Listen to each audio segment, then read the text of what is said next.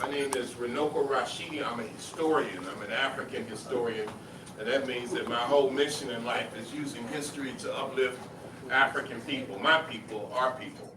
I'm very pleased to be back in Baltimore. I don't come here very often, but I like it here. There's so many black people. And I was coming over here tonight. I didn't realize how many black people lived in Baltimore, but it seems like an essentially African city. So when Brother Jabari called me a month or so ago, a couple months ago, and asked me to, I was more than happy to do it. I was a little surprised at what he asked me to talk about, and that was the Garvey movement. I don't know if anybody's asked me to do a presentation on the Garvey movement before, but it sounded interesting, and so naturally it didn't take me long to agree. I'm a longtime Garveyite. I started reading Marcus Garvey 40 years ago.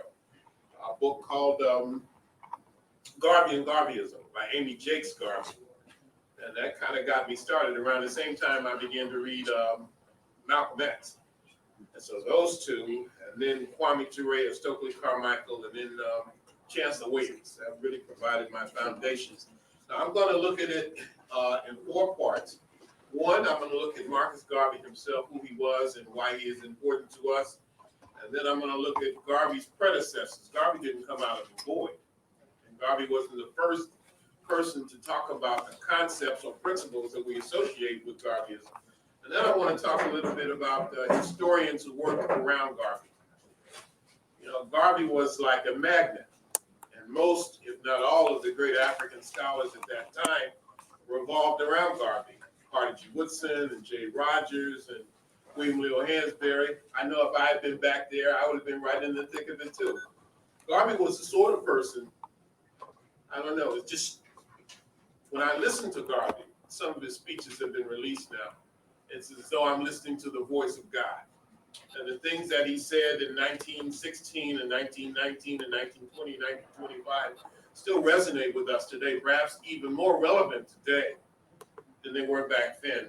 And then I want to talk to some extent about the people we could call Garvey's successors, Malcolm X and Kwame Nkrumah and others.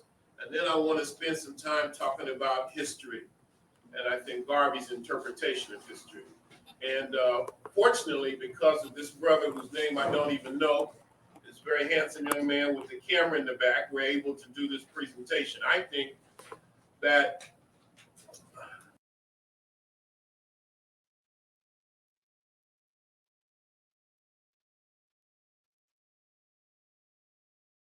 and that is to speak the names of one's ancestors is to make them live again. And when I'm around young brothers like this, it makes me think of none other than Imhotep, the first scientist in the world and a multi-genius, and I think this brother must have some of that lineage that runs through his veins. Now, we want to thank Reality Speaks for organizing this program. They're going to ask for a love offering, so before the night is over, you know, be prepared to dig deep if you can. I know there's an economic crunch, so they tell us, a recession or depression or some kind of depression. We're going to ask you to help finance this program, and I brought some educational materials as well that you can look at and perhaps purchase. And also, I spend a lot of time on the internet. I think a lot of you all know that. And I have an e-group, 2 of them. One is called the Global African Presence, and the other is called Travel with Runoko. I travel all the time now. If you're interested in getting or being a part of those e-groups, doesn't cost you anything. Just put your email address clearly and legibly. And last but not least, I met today with an African woman who is a tour operator. And she's going to be coordinating my next group tour, which is called an Ancient Mexico group tour from the Olmec to the Aztec. And I have some of the flyers that are circulating. Brother James has been kind enough to pass them around.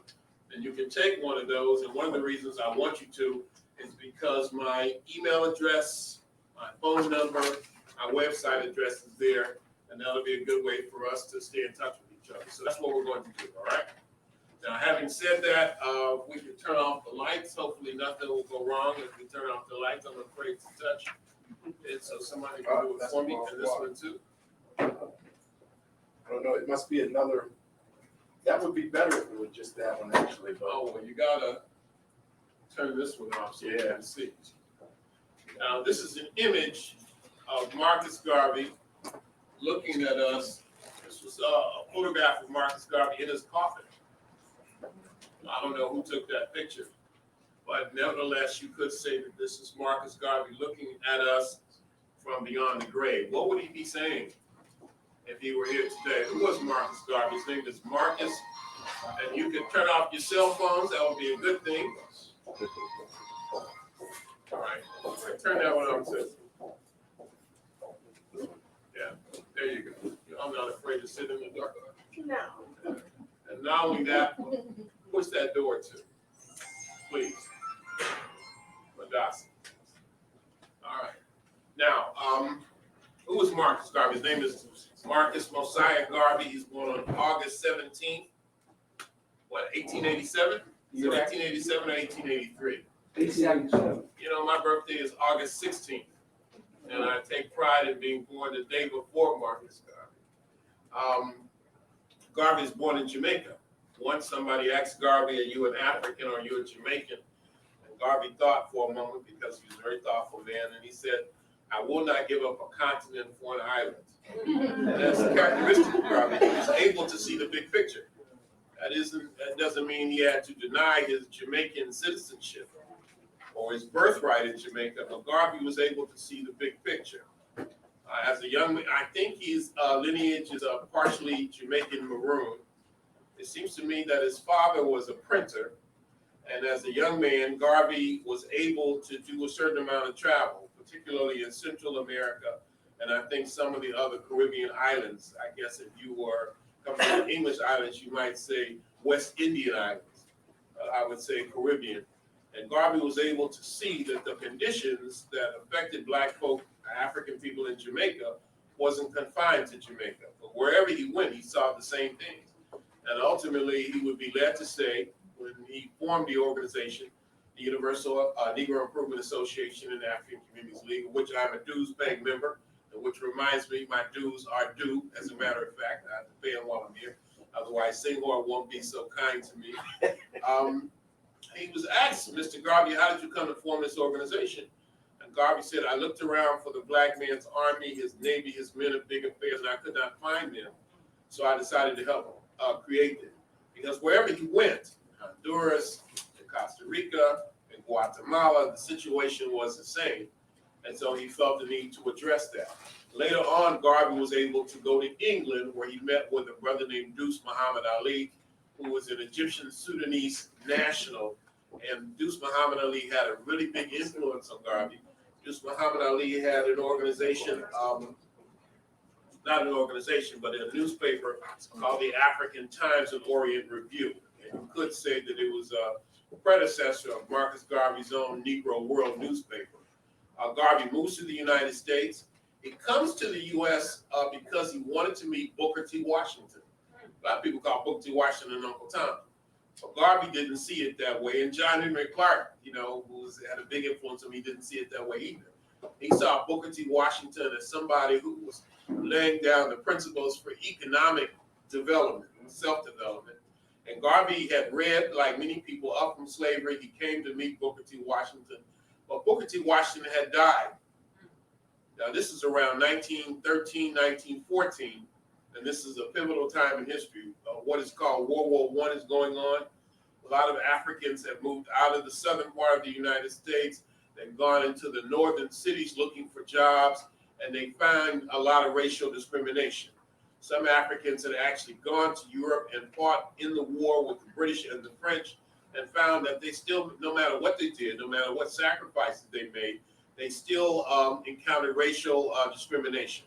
So Garvey went on a whirlwind tour of the United States, and again, it reinforced the idea that no matter where Africans were, the situation was essentially the same. And so in New York City, with the help of people like Hubert Henry Harrison, who was a street corner, they call it street corner orator. You have two terms, street corner orator and stepladder radical, soapbox radical. And these sisters and brothers would speak on the corners of Harlem on a soapbox or a stepladder.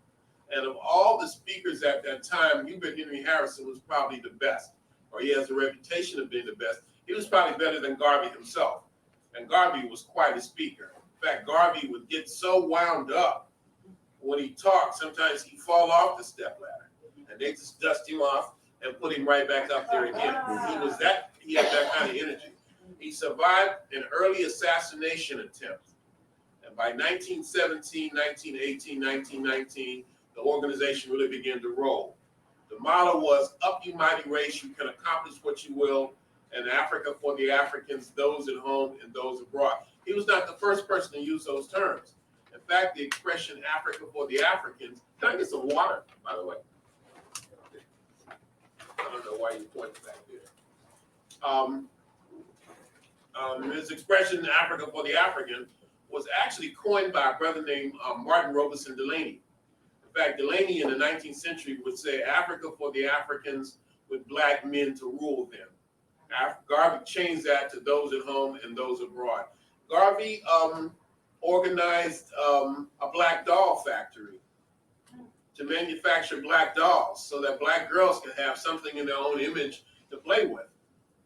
And this is interesting even now. I think it was in the 1950s, correct me if I'm wrong, that Kenneth Clark, the psychologist, did the experiment with the white dolls and the black dolls. He gave the white dolls and the black dolls to black girls and asked them which one would you rather play with. And they, for the most part, wanted the, thank you, my brother, wanted the white dolls. Now, the sad thing about it is, recently somebody did a similar experiment, and the results were actually almost identical, maybe even more so. And that's really frightening to think that. So Garvey did that. And he had a black nurses corps, and he had an African legion, he had an African army. And perhaps most importantly, or not most importantly, but one of the most important things, he had a Black Star shipping line. He actually had a whole fleet of ships. Now, this is remarkable. Garvey didn't have access to radio. He didn't have TV. He didn't have the internet. This short, dark, very Africoid-looking man from Jamaica with a very thick accent.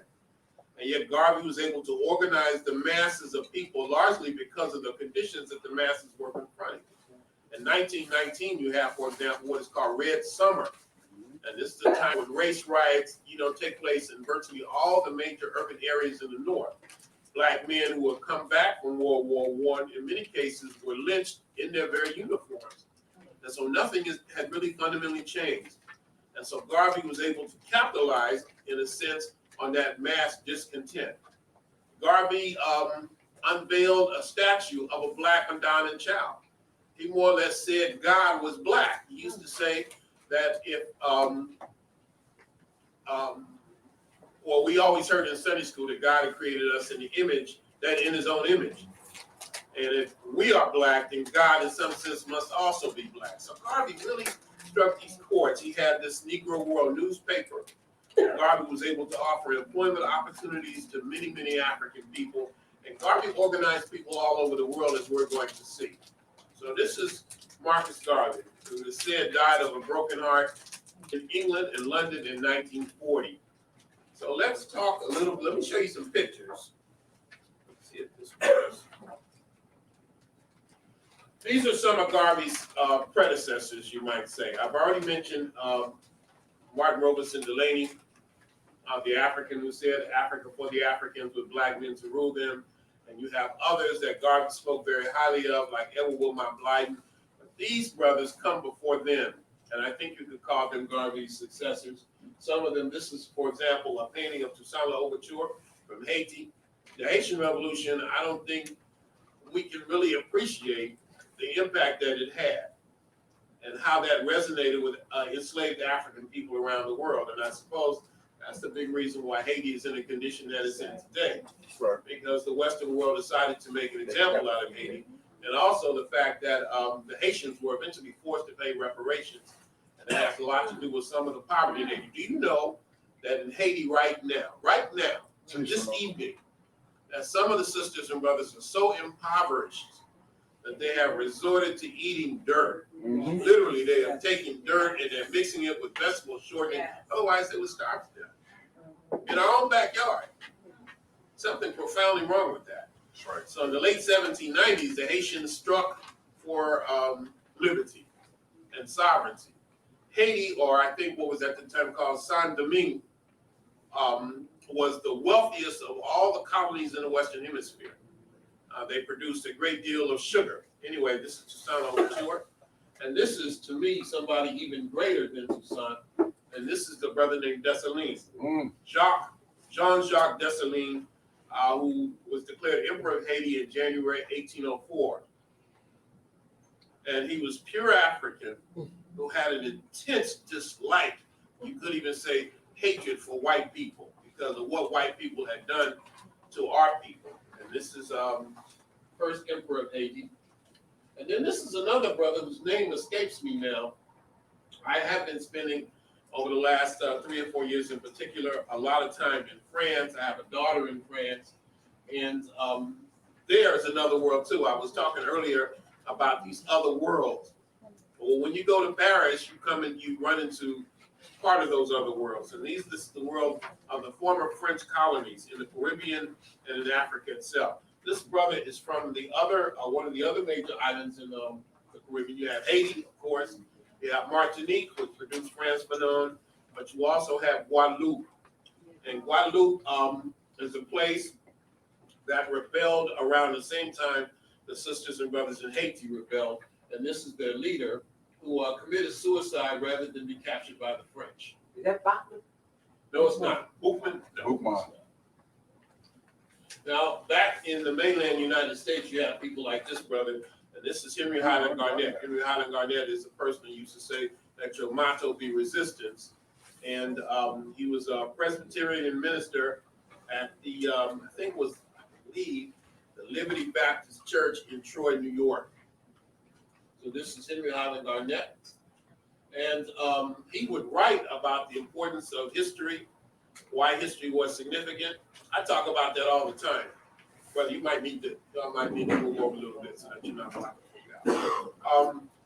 What I say, I think, is pretty much the philosophy of Garvey, and that is what you do for you can always sit there if you like to. And what you do for yourself depends on what you think of yourself. And what you think of yourself depends on what you know of yourself. And what you know of yourself depends on what you have been told. I think that is really the essence of Garvey's philosophy. So one of the things that Reverend Henry Highland Garnett used to do is he would talk about the importance of history, and particularly he would talk about ancient Egypt. This is in the 1840s and 1850s. Mm-hmm. And he would say that the ancient Egyptians were African people, and they built the greatest civilization the world had yet seen. This is Henry McNeill Turner, who was kind of like a Garvey before Garvey. Henry McNeill Turner was a bishop of the African Methodist Episcopal Church, a really powerful brother. And if you want information about him, I would highly recommend a book called Black Exodus by a brother named Edward Redkey. He actually went back to Africa. He spent time in South Africa. Around 1898, 1899, he wrote an article, I think it was called Jesus Christ Was a Negro. 110 some years ago. That's pretty serious stuff. Some people aren't prepared to go that far today. But this is where Henry McNeill Turner was going. And he advocated that African people get up and leave the United States and repatriate and go back to Africa. The other brother that I mentioned, Martin Robertson Delaney, did the same thing. Delaney actually went to Nigeria. Delaney was the first African in this country to be commissioned an officer in the Union Army. He went to Harvard.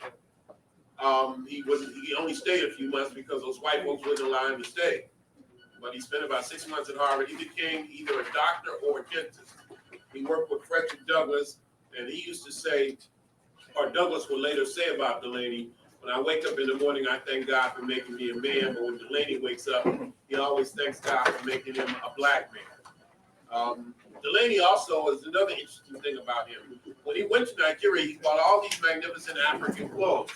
And so as far as I know, Delaney is the first African scholar to get up and make presentations wearing African clothes. Mine are in my suitcase. I just got here not long ago, and I haven't unpacked. That's one of the reasons I'm a little unorganized tonight, is because I was rushing to get here. So you have Delaney, and then you have Edward Wilmot Blyden, who was the intellectual precursor of Marcus Garvey. I said predecessor, precursor might be a better word, and Garvey will later speak very highly of Blyden. Blyden was from St. Thomas in the Virgin Islands. Blyden went to Africa in 1866. He went to Egypt, and later he has to spend a lot of time in Sierra Leone and Liberia. Anyway, this is Bishop Henry McNeill Turner, one of my favorites as a young man. And then these are some of the historians who worked around Garvey, in a sense, a precursor to. This is, how many people recognize this? Raise your hand if you do. Oh, we have a lot of work. Yeah, very good, very good. Who said that? Very good. Well, you should know.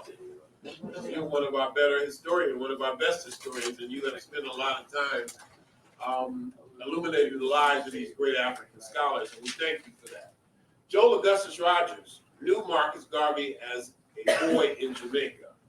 And they were very different, but they maintained a relationship for all of their lives. In fact, he wrote about Garvey in the book World's Great Men of Color. He has a small chapter on Garvey in, I think, the second volume of that book. This brother moved to the United States, I think, in 1906. He spent most of his life, or at least a lot of his life, in the United States, especially Harlem.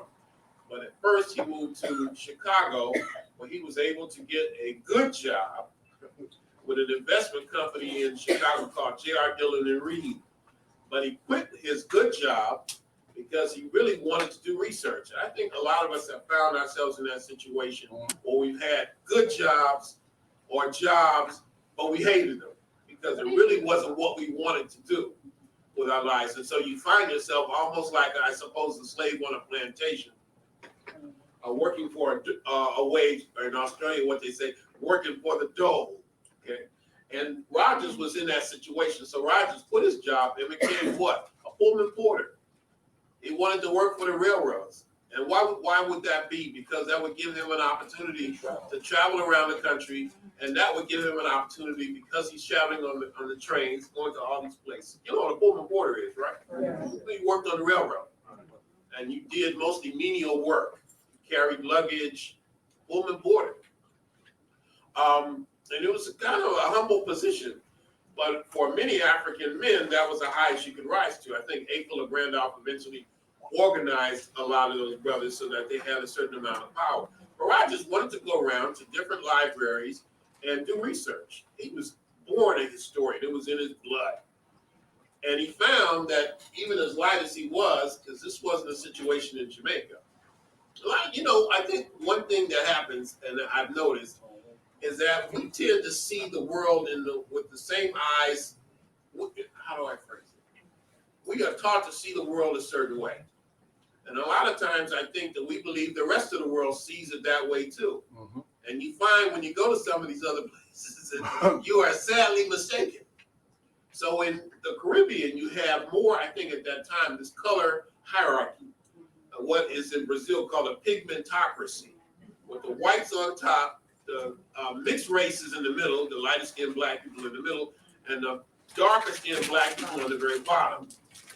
And Garvey brought some of that same mentality with him in the United States too. But Garvey was from the bottom, and he had a lot of contempt and I think resentment towards some of the lighter skinned black people who had more advantages. Well, Rogers apparently assumed that because he was a little lighter, that he would have some of those advantages too. But he found that when he came to the United States, he was just another black person. You might be light, but you're still black. And I'm sure that they used the N-word just as much then as they do now. And so he found that he couldn't go in some of those libraries. But he was so determined that he would pay the white woman conductor to go in the libraries and get the books for him.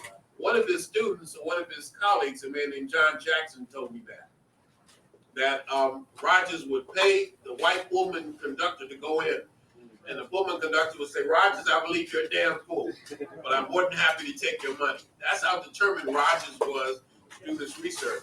And Rogers ultimately wrote, I think, 17 books, and most of them he published himself. And Rogers also worked for what was considered the American Negro Press. He worked for the black newspapers like the Amsterdam News and the Pittsburgh Courier. There was another one in Norfolk, Virginia. There was the Chicago Defender. And he wrote in a manner without footnotes, not in an academic or quote-unquote scholarly style. He wrote for the people to be able to understand and appreciate it. And as a result of that, I think Rogers did more to popularize African history than anybody in the 20th century. He had very few resources. He spent a lot of time, especially in Europe, doing primary research. In 1930, he stole away aboard a ship to go to Ethiopia to cover the coronation of His Imperial Majesty Haile Selassie I. In 1935, he went back to Ethiopia as an African war correspondent to cover the invasion of Ethiopia by the Italians. And this is a really nice picture of Rogers taken in Cairo, Egypt, I think in January, either December or January 1930. And here is another photograph. You can see him with one of the, I guess, an Egyptian tomb attendant. If you've ever been to Egypt, you know they're everywhere. These guys, you might be walking around a temple or a tomb somewhere, and all at once these guys will appear out of seemingly nowhere. And it's interesting. It must have been. It's almost always hot in Egypt. I mean, it's a hell of a thing to be going to one of these tombs. But there's Rogers in a three-piece suit anyway. He's always immaculately dressed. Now, this is another brother that Garvey was tight with, and this is the great Professor William Leo Hansberry, who was born in Mississippi in the 1890s. He went to Harvard. They wouldn't give him a PhD. Du Bois got a PhD. Du Bois was the first African-American to be graduated with a doctorate in history at Harvard University. Carter Woodson was the second.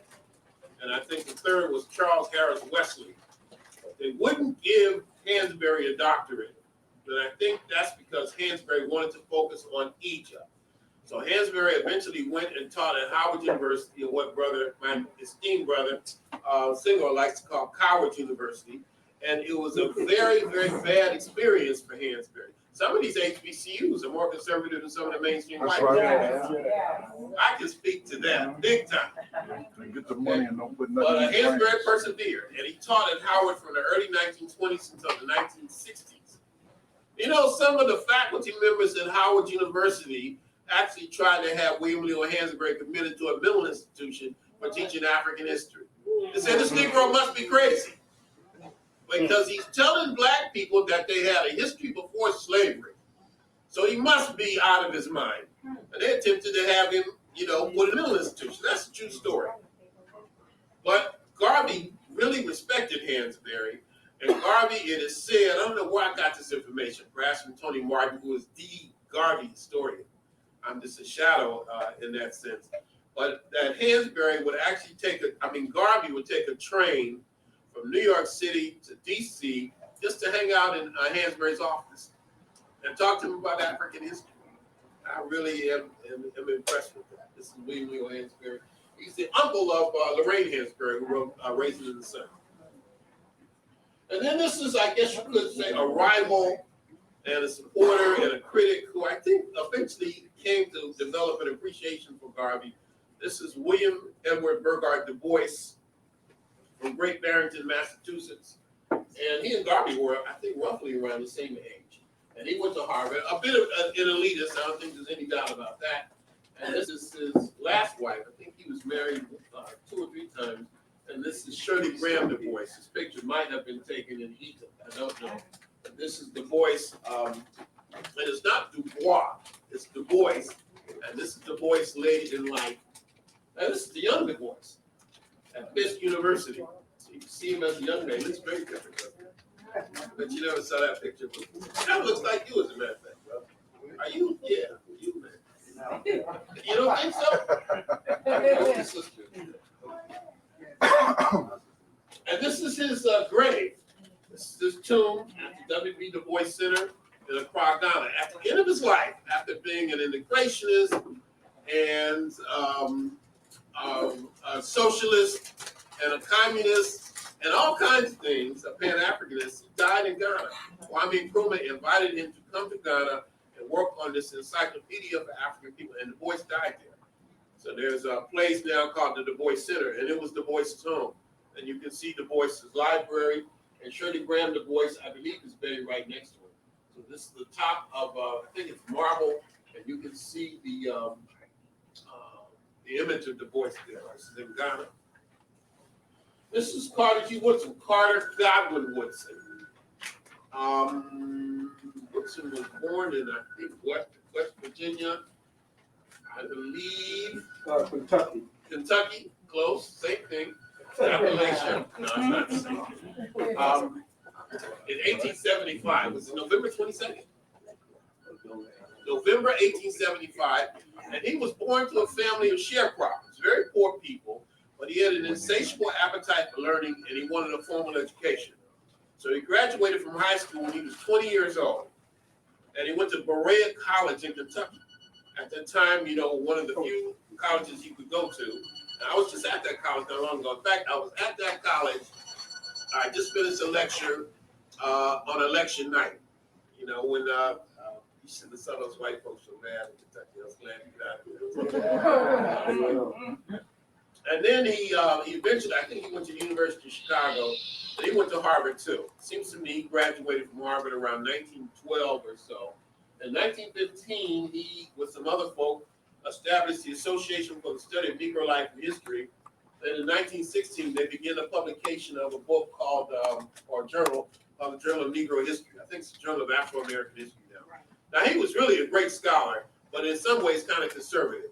I think that somebody that at a young age, either Woodson got real frustrated and said these Negroes ain't gonna never get it together, That's right. or somebody, and maybe around the same time, somebody gave him some money. Because you could see the whole tenor of the Journal of Negro History change. Up to that point in 1921, they published an article by William Lil Hansberry, I think called The Material Culture of Ancient Nigeria. They published work by a man named George Wells Parker, another Garveyite. Parker was a powerful writer.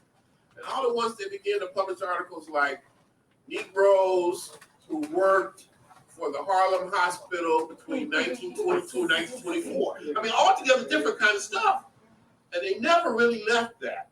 But anyway, he was a tough guy, and he wrote another book everybody's heard of, The Miseducation of the Negro. And in 1937, he formed a new publication called the Negro History Bulletin. And it employed a lot of people who worked around Howard University. Now, the reason I put him up there, and Jay Rogers, is because not only were they contemporaries with Garvey, he died in 1950, supposedly very hard to work with, and kind of looked down on some of the other scholars. Really, really tough guy. Langston Hughes worked for him for a while, but his works were reviewed in the Garvey newspapers. And he and Rogers would lecture in front of local chapters of UNIA. So in spite of his education and his conservative demeanor in many ways, again, they revolved around Garvey. I don't think there's anything quite like that in existence today. Now, you could say if those brothers were Garvey's brothers, we talked about Garvey's precursors, and the people worked around Garvey, you could say this is one of Marcus Garvey's sons. That's right. When Malcolm X was a child, Marcus Garvey, Malcolm's father was a Garveyite, and his mother was a Garveyite. And sometimes Garvey will come to Malcolm's parents' house. So Malcolm grew up on Garvey. I don't know if that came out in the Spike Lee movie. No. If it did come out, it didn't come out very, very forcefully. But Malcolm was grounded in Garveyism, or at least he had that as a part of his legacy. This is a photograph taken by a friend of mine of Malcolm in Ghana, I think in the early 1960s. This is a nice picture. I think Malcolm has on some African coat. Yeah, chic. Now, this is my favorite picture of Malcolm.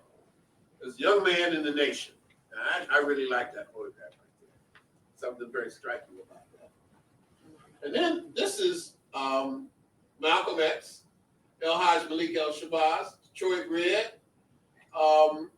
shaking hands and giving some kind of award or plaque to Jay Rogers. And I think this picture was published in a Final Call newspaper in 1959.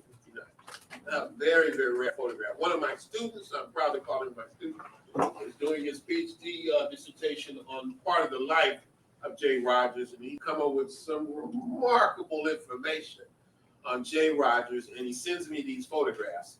He's at the University of Cincinnati right now, having a visiting time. Another picture of Malcolm late in his life, very pensive Malcolm X. Malcolm used to say, of all our studies, it is history most qualified to reward our research. And listening to that when I was about 14 years old was one of the things that made me want to be a historian. That statement, which resonates with me today. He didn't say it was the only thing, but it's mighty doggone important. And this is another one of Garvey's contemporaries. Anybody know who this is? Atul Shankar. Very good, very good. From where? Puerto Rico. Puerto Rico. Yeah. He was a Mason. And he moved to Canada. And eventually he moved to the United States and he became a postal employee. And he was a bibliophile, collected rare books. And he had a lot of problems. He felt, and he was probably right, that a lot of people in the academy, Carnegie Woodson among others, Du Bois, looked down on him. He wasn't much of a writer. He would misspell things. He didn't have the formal education. And so, you know, he needed the, I guess, the encouragement of some of the other scholars, and he oftentimes didn't get it. And I think that he had a kind of a resentment as a result of that. But anyway, this is a nice picture of Brother Schoenberg and the Schoenberg Library in Harlem, New York. I suppose you could say it's his legacy. Amy Ashwood. And this is on the cover of Tony Martin's new book, Amy Ashwood Garvey. This is Garvey's first wife. He married two women named Amy, interestingly enough. Amy Ashwood Garvey and Amy Jakes Garvey. And Singor can tell us about that. In the Q&A session, we're going to drag my good brother back up here. He thinks he may be finished for the night, but we have news for him. We're going to put him back to work. Singor is a great man. I met Singor almost 20 years ago. Yep, in LA. 15 years ago. In LA. And we just had a chemistry ever since then. I consider him one of my best friends and one of my strongest supporters. Whenever I'm around him, I have the attitude I don't have to worry about anything because he's got my back. That's a good feeling to have. Langston Hughes, as a young man, Langston Hughes, I wouldn't call him a Garveyite by any stretch of the imagination, but he had an appreciation for Garvey. And Langston Hughes flourished during the time of Garvey, especially in what is called the Harlem Renaissance, or what people sometimes call the Garvey Renaissance. One of the things about Langston Hughes I've come to appreciate lately, he was a great traveler. He really did a lot of traveling, and he wrote two autobiographies about it. One is called The Big C. It's a good book, but a lot of it, he talks about his time in Harlem too. But a much, to me, more readable book is called, and I love the title. If he hadn't come up with the title, I would have come up with it. I'm still thinking about ripping it off. And it's called I Wonder as I Wander. That's not a great title. That really speaks to me. I wonder as I wander. And he has this great poem called I've Known Rivers. Yes. He talks about the Congo and the Nile and the Mississippi and the Tigris Euphrates. Now that tells you that he knew a lot about history and what Africans had done in ancient times. I wish he had spent more time focusing on that. But anyway, a young picture of Langston Hughes. And this is another sister who knew Garvey, but I wouldn't call her Garveyite. Yes?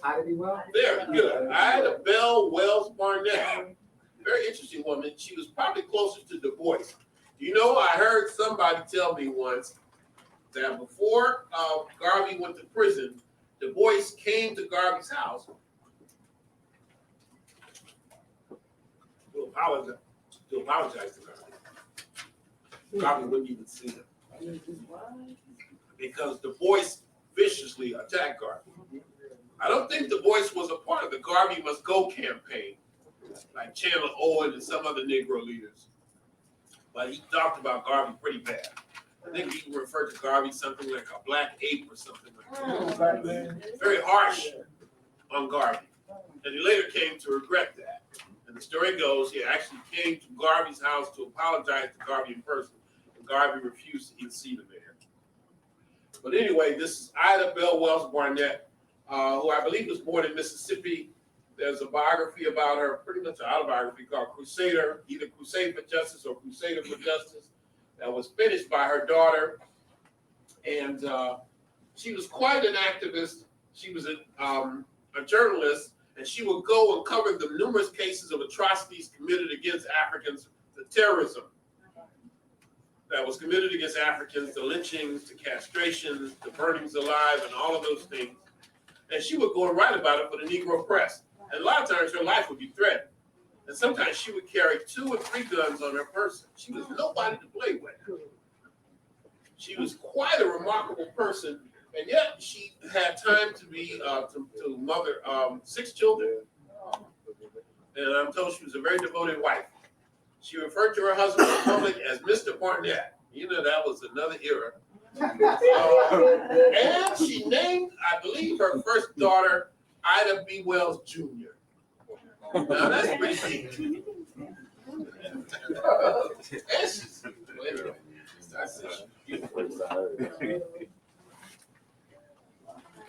I don't know if we'll call him a son or a brother, but this is Osaje from Kwame Nkrumah, who was able to take a lot of the ideas of Garvey to Africa. Now, in Nkrumah, I think the greatest Pan-Africanists are those who are able to travel and interact with other Africans. Yep. So Nkrumah left the Gold Coast. He was born in 1909 in September. France is Nkrumah. And he left Africa around the same time the Italians invaded Ethiopia.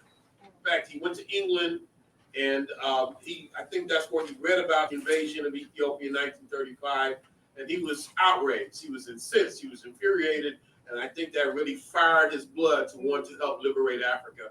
And he comes to the United States. He's a very poor student at, I see y'all starting to nod. It's Lincoln University. No, I'm a terribly boring speaker.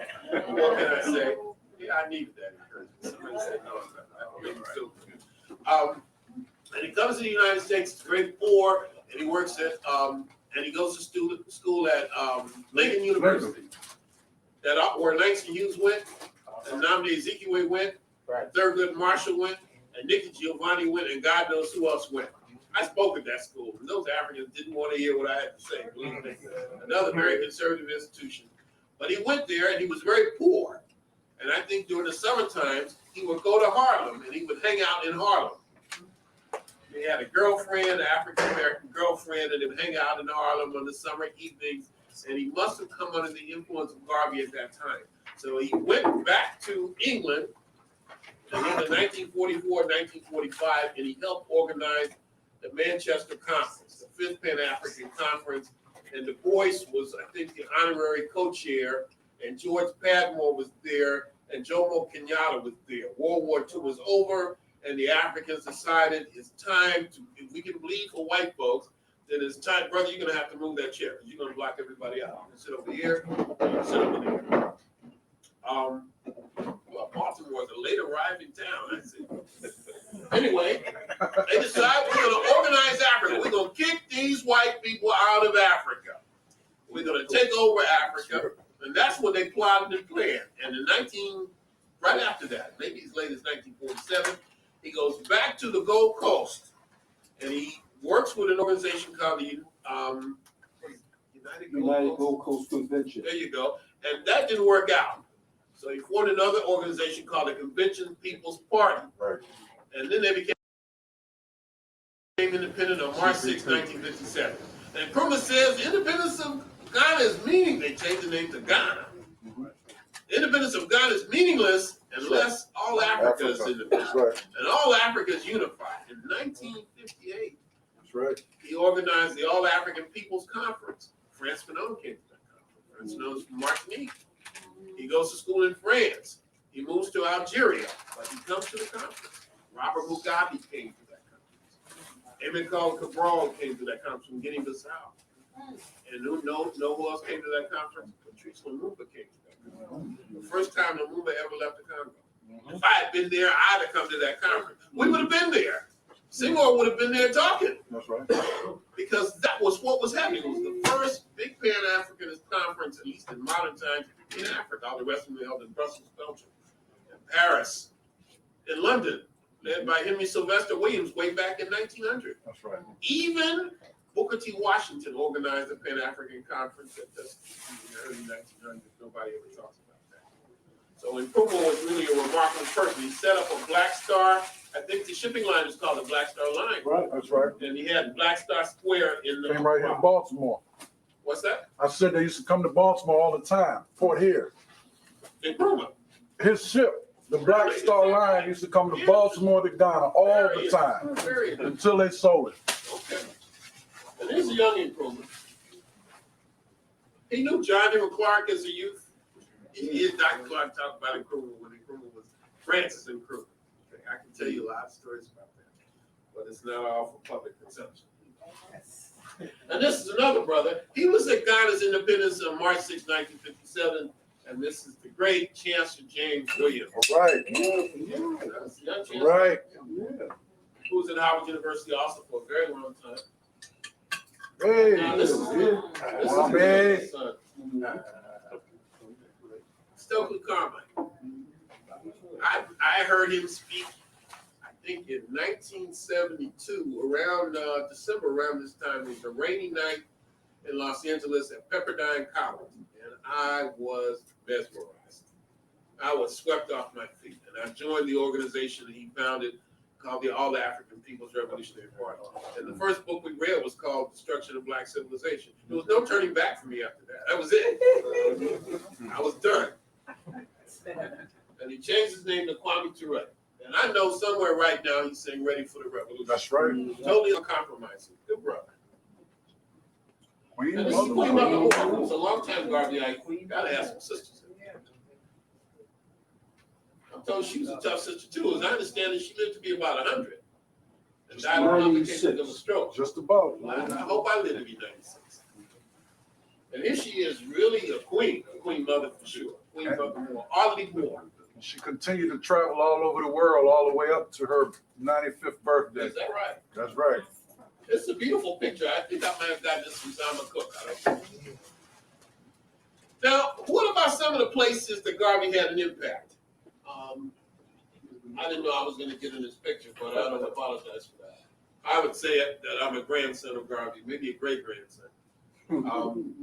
Seymour is a grandson, too. He's a senior grandson.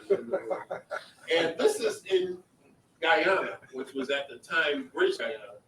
And I know Garvey had a big impact there. Guyana is the place that produced Ivan Minnesota and Jan Carew, George G.M. James, who wrote Stolen Legacy, and also a Pan-Africanist named Ross Muncanen. I think this is my first trip to Guyana, and this brother's name is Hamilton Green. And later on, this same Hamilton Green, who was the mayor of Georgetown, Guyana, Georgetown in Guyana, the original Georgetown, was later accused of plotting the assassination of Walter Rodney. I didn't know that at the time we took that picture with his hand around my. Walter Rodney wrote the book, I Give Undeveloped Africa. Yeah, right. Another place where Garvey had influence is Central America. Let's just shift gears and then show some pictures of some of the places where Garvey had an impact, and other places where maybe Garvey didn't penetrate as much because of the language barrier. This is an elder in Honduras, a place called Sambo Creek, Honduras. Ooh. And this is a little girl in Sambo Creek. These are the Gariganu. They speak a language called Griffin. Yep. And sometimes they're referred to as Black Caribs. And they say they were never enslaved, or if they were, it was only for a little bit of time. You just couldn't control these Africans. And that some of them believe that they came to America before Columbus. And they live along the coast of Central America, especially Honduras, but also Belize, and places like Nangriga, and Stan Creek, That's right. and Punta Gorda, Belize. And there's a small group of them in Guatemala. Very interesting people. Yes, they are. Another place, I don't know if Garvey had a big impact or not, but Garvey is well thought of today, and that's Brazil. And this sister is from Brazil. She was the mayor of the state where Rio de Janeiro is. She's not a black nationalist, but anyway, it's a good picture. Brazil. Brazil has more black folk than any single country in the Western Hemisphere, but perhaps because of the Portuguese language, it was a barrier. I love Brazil, especially Bahia, but boy, that Portuguese is tough. Yes, Lord. I don't know why I didn't show you all a picture of Nascimento. Abdias Nascimento, the great African historian in Brazil. Maybe before the night is over, I'll show you that picture. This is my new toy, by the way, and I'm just figuring out how to use it. Wait until I scan these pictures. Boy, y'all are Zumbi from Brazil. Now, Zumbi was the name of Quilombo. In Central America, they would be, or Spanish, they would be called palinques. But Quilombo is the word. And he's the last great leader of the Quilombo called Palmares.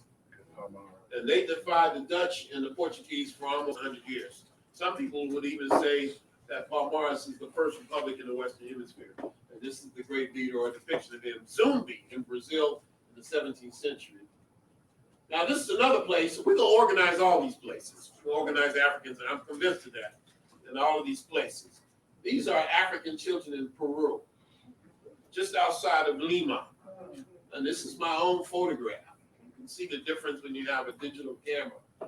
It looks pretty good. And I was able to go and spend some time with these children, them and some boys, on a Saturday morning in Lima, Peru, I think at the end of May, just a few months ago. Now, you know, the adults in Lima are difficult, the Africans there. You know, a lot of them don't believe much about Africans who had a history before slavery. But the children are remarkable, and I was able to spend the morning with them, and I talked to them. And I asked them a lot of things. And I asked them about what life was like, basically, in the slums of Lima, Peru. And they told me it's really, really hard. And they face a lot of racial discrimination. They told me the names people call them, like names like Smokeball, and very insulting, pejorative names. And I said, does it make you feel bad to be African? He said, oh, no. One boy told me, he says, you know, being African, I think, is a gift from God. Mm-hmm. And I listened to them, and they told me what they wanted. One said, I want to be a doctor.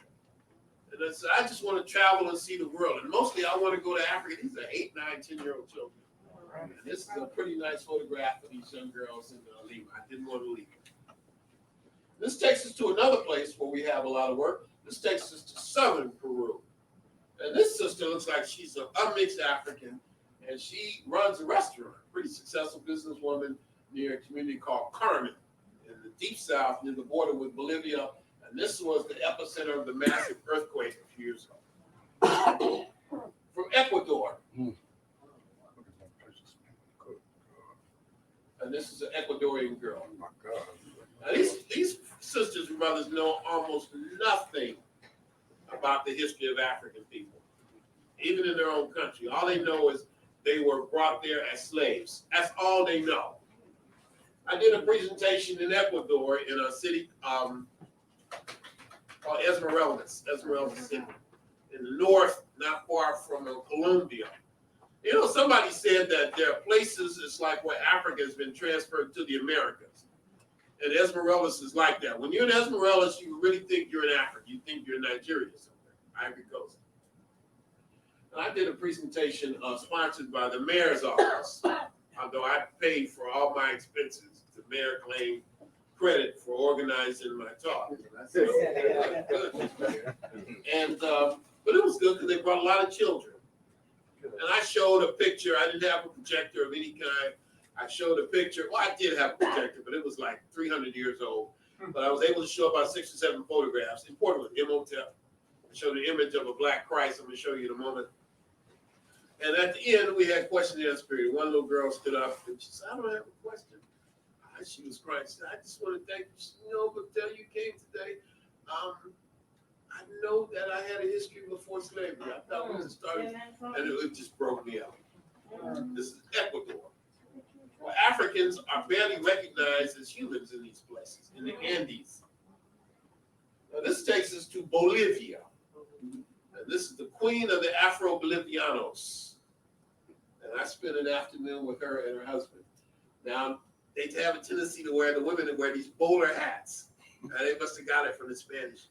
These are all Africans who live in the Andes Mountains. I'm not sure if Garvey penetrated there, but we're going to organize these sisters and brothers. One of my tours next year will be African communities in Bolivia and Peru.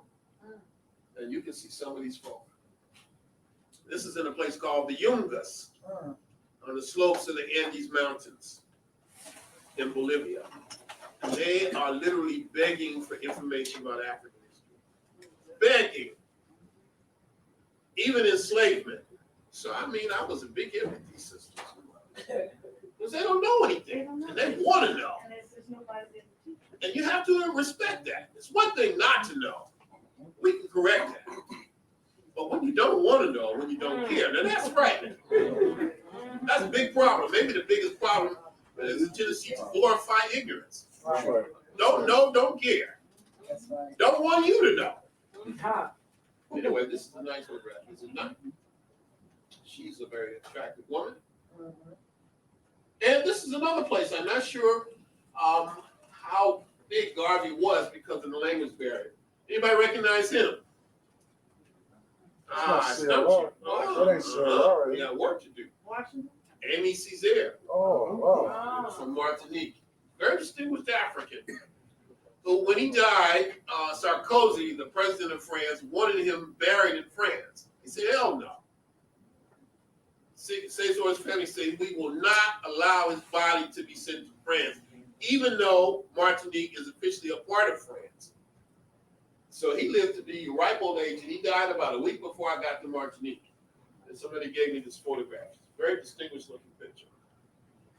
Now these are Africans where we got work to do. I don't know if Garvey was big, but I wanted to show them because they mostly look at Africans in the Western Hemisphere. I hope I'm not diverging from it too much. This is a black girl and a mestizo child in Mexico. Black girl in Mexico. Now that's going to be my next big trip to Mexico. Now let's look at some history. And we're going to wind up, I think, with that. Let me show you, no, not quite wind up. But I wanted to show you something that I think would have been a core part of Garvey's philosophy. I don't know if Garvey said this or not, but I think I can speak for him. And that is, perhaps the worst crime you can commit is to teach a child that their history begins with slavery. I repeat, the worst crime you can commit is to teach a child or to teach a people that their history begins with slavery. So Garvey appreciated history. Garvey talked about Africans in Egypt. Garvey talked about African civilizations around the world. Now what I want to do is just show you a few pictures of Africans in the Western Hemisphere and show you that Africans have a history in the United States before enslavement. Maybe that'll be my contribution tonight in particular. These are Olmec images, perhaps one you've never seen, and these are black men among the Olmec lifting a pillar. These are the images that I'm going to show you if you travel with me to Mexico in May. Just look at a few of these, and look, you can see the hair and clearly the broad African features. But that's not an accident. That hair designed like that. And then you look at these Olmec figurines. A lot of these you may not have seen. This is a stout little brother right here. Another one. Look at this Olmec figurine. You could compare this, I should have done it, with head deformation in Central Africa. This is another Olmec figurine. This one is in a museum in Barcelona. Look at this. These are all Africans or images of African people in the Americas 3,000 years ago. Well before enslavement, well before Columbus, well before Christ. But mostly what we know about the Olmec are these massive heads. Now on this trip I've got coming up, we're going to see at least 15 of these heads. There are only 17 of them. And we're going to see at least 15. We may see all of them. And the Olmec civilization represents the first great civilization in the Americas. And mostly what we know about them are these massive heads. Now this is the head with the braids in the back. There's one head that has 7 cornrows in the back. Some of these you might not have seen before. They're all different, but they all have the same generally African features. This one has been weathered a lot.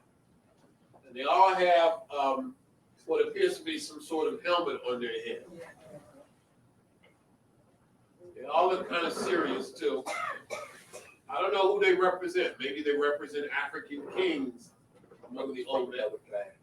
And this is maybe my favorite right here. Come to Mexico with me. And then this is Mayan. We don't have an item there, sort of who's done research here on the African presence among the Maya. This is from a place called Bonaparte.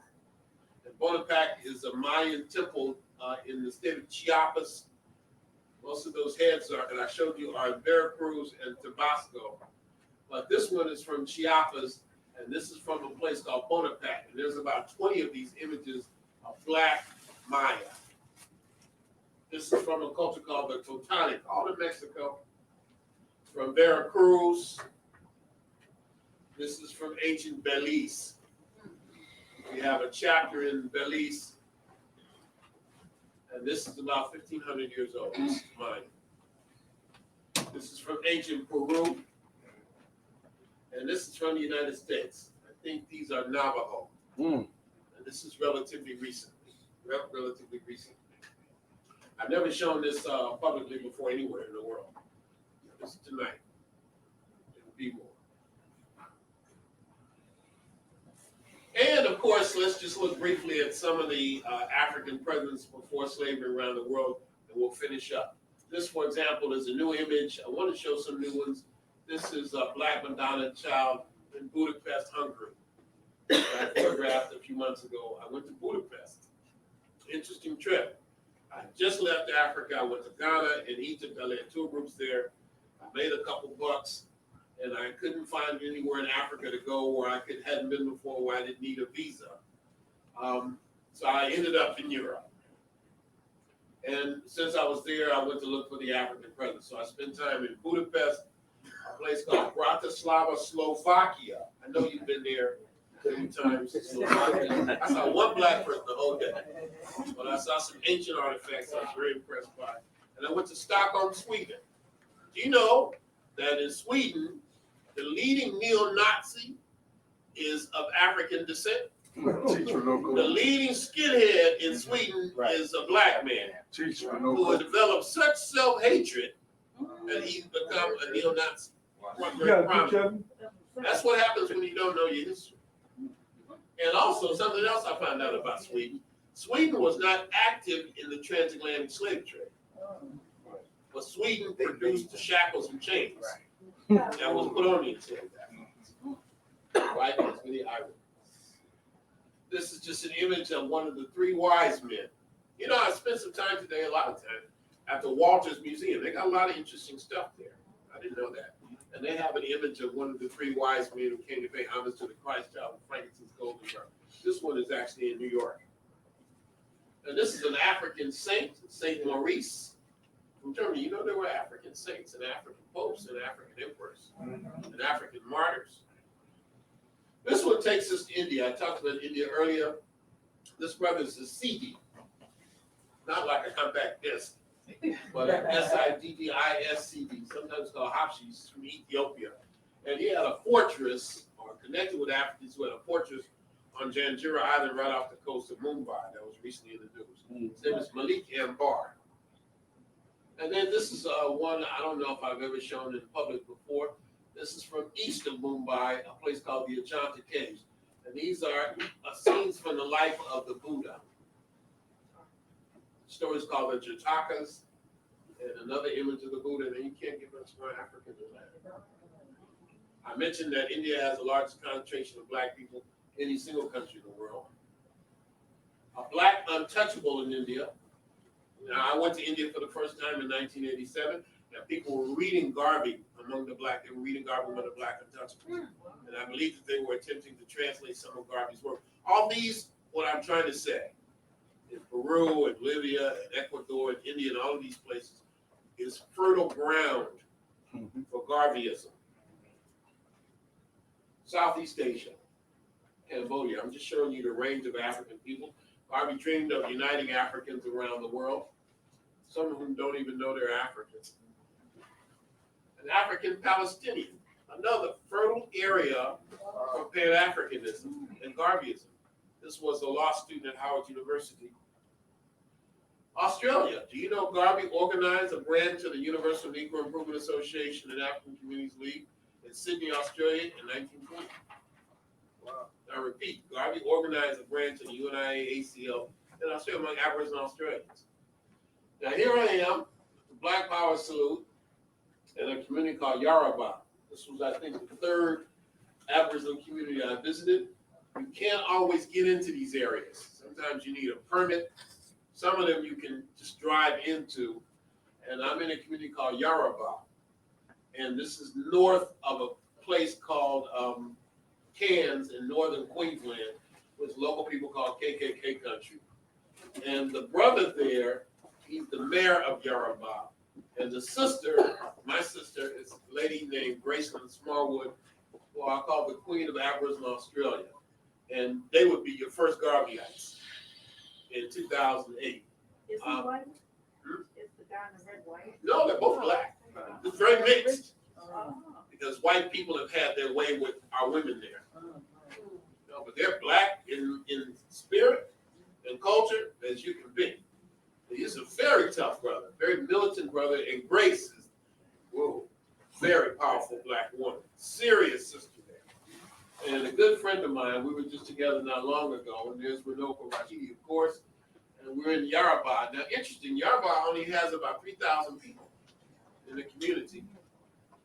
But in that community, there's only 300 houses. So that means there's an average of 10 people live in every house. Some people have like 30 people living in a house. Very impoverished community, right on the sea. But white people will not allow them to develop. You know, in Australia today, you have black folk who are about 3% of the total population, and yet black men constitute about 80% of the prison population. In India, with the black untouchables or Dalits, constitute 90% of the prison population. England is very similar to that. England, like the United States, has more black men incarcerated there in the universities. And that's something else I find common wherever Africans are in the diaspora. High rates of incarceration. The life expectancy among black folk there is 37 years. This brother's only about 52. What? So they suffer really big time from health issues. I've rarely seen a black man in Australia who is in good health. They have bad habits. They smoke a lot. They eat the wrong foods. Many of them are diabetic because Europeans have imposed this diet on them. Until 1967, black people in Australia were not considered humans by the government. Their children have been stolen. Their wages have been stolen. Their land has been stolen. Their manhood has been stolen. Their womanhood has been stolen. Their humanity has been suppressed.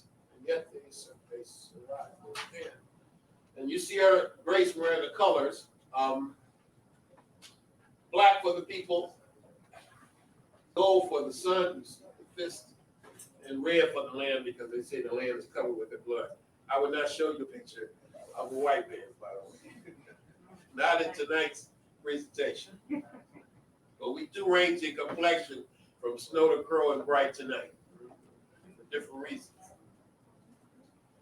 Now this is an Aboriginal elder I photographed on the fourth community I visited, a place called Palm Island. And then you have to take a ferry for 2 hours or fly to get there, 2 hours from the mainland. And this is where really hardcore Aboriginals were kept, troublemakers were taken there. So naturally I wanted to go to Palm Island and visit their descendants. And they were really harshly treated by these missionaries. Really harshly treated. This sister I was just taken with, she just had a really distinctive appearance and kind of an aura about her. And she didn't know how old she was. She didn't know how old she was. They used to have to wear dog tags to tell them how long. Literally. And of course in Egypt, this is an image of the Black Christ that I was talking about. Christ in glory that I show frequently. An image of an African woman in ancient Egypt, the Amenetes. This is my favorite king, a brother named Amenetet III, who reigned about 4,000 years ago in Kemet. And this is one I've never shown anywhere until tonight. This is one of the late period kings in ancient Egypt. During the time the Greeks began to invade, the African phenotype in Egypt is still very strong. Not all civilization in Africa is confined to Egypt. This is from ancient Carthage that the Romans destroyed. The Romans burnt Carthage for 40 days and 40 nights. Enslaved the women and children, crucified the men. In 3 wars. Now, one of the criticisms we get in the struggle is that people say, y'all African-centered scholars, you talk about Egypt too doggone much. And all African history wasn't in Egypt. So I find myself showing other aspects of African civilization. For example, this is Nok, N-O-K, from Nigeria. and so is this one. Very interesting art. It's very modernistic to me. Nigeria. Nigeria is the African powerhouse in many ways.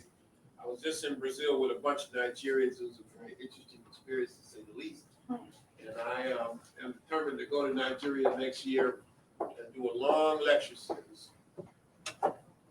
This is an image of Anne Nzinga, from our artist depiction of Anne Nzinga from the Congo. This is another place in Africa that Garvey was big, and this is Namibia. They love Garvey there. They've even considered having a holiday in celebration of Marcus Garvey. And there I am 2 years ago with the Deputy Minister of Education. And I made a very bad mistake with the sister. I told her that we were having a wonderful conversation in her office, and I told her that there was a theory in the United States that some people were propagating that there's no such thing as AIDS. That's all a hoax. Or that HIV doesn't lead to AIDS. Why did I say that? She never spoke to me after that. She was insulted. People are dying left and right.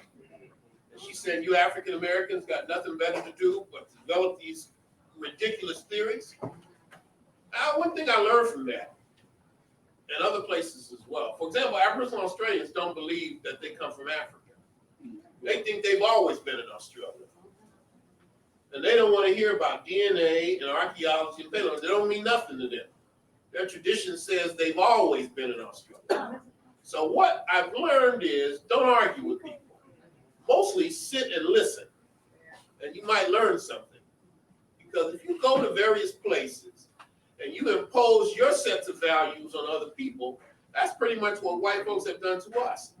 That you have to have the humility to sit and listen without the attitude that you are right and you are coming with, these ideas that are universal, because it doesn't work that way. From Uganda. Now, this is from my second trip to Uganda. That's how I got the last of my three names, Runoko Rashidi Okelo. I was given in this community because I brought some school supplies. The name Okelo means he who brings, or he who gives, in a language called Langa in northern Uganda. You know the organization that brought me to Uganda and hosted me? The Marcus Garvey Pan-African Institute. In the middle of Africa. And I think that this is the last one, no, two of them. This sister, now where is she from? A place called Bougainville in the northern Solomon Islands, and specifically an island called Buka. I wanted to go there in New Guinea. I paid a lot. It's the most expensive trip I ever paid for. And it was worth every cent. I thought I entered into a whole new world. I spent a lot of time Saturday night in DC showing pictures and talking about that. Now, the reason I wanted to go is that these sisters and brothers have the reputation of being the blackest human beings on earth. Naturally, that's where I wanted to set foot. People joke about them. They say you have to be careful when you're driving at night because you might not see them. They call themselves black skin. The word buka means black skin, B-U-K-A. And they refer to the other people in New Guinea as redskins. So what I did is I found it was hot and steamy. And I could only walk about 3 or 4 blocks before I said, this is enough. If I take another step, I'm subject to collapse. And I would make it to this post office that had these concrete steps in front of it. And I would go there every day with a camera, and I would just sit and take pictures of people all day. I was like, can I take a picture? Oh, of course. You want to take a picture of me and my husband together? People would just come by, and they would look at me, and they would say, where are you from? I said, I'm from Africa. We from Africa. And I didn't want to leave those folk. I felt like I had known them all my life. Another place that would be very fertile ground for Garveyism. This is one picture, and this is the last picture for today. Now, what I found is that black people with orange-colored hair. I went to another island and found these black people, not as dark as them, but pretty dark. And they got bright blonde hair. And I kept asking, if I have time, I'll show you 1 or 2 more pictures. Would you like to see one? Yeah. Wow, what an enthusiastic audience. People would say, I wonder if I could pull it up. They would say, I'd ask them, I said, is it real? I said, brother, are you crazy? You're insulting us. I mean, Right. right, blonde hair. So sisters and brothers, the conclusion that I came to is that we hardly know anything about ourselves. We just know a little tiny bit. They don't know much about us, and we don't know much about them. And that Garvey would be very excited to be alive today. He might be angry at us. He might say, y'all ain't done no more. But I think Garvey would still be excited. He'd be pumped up.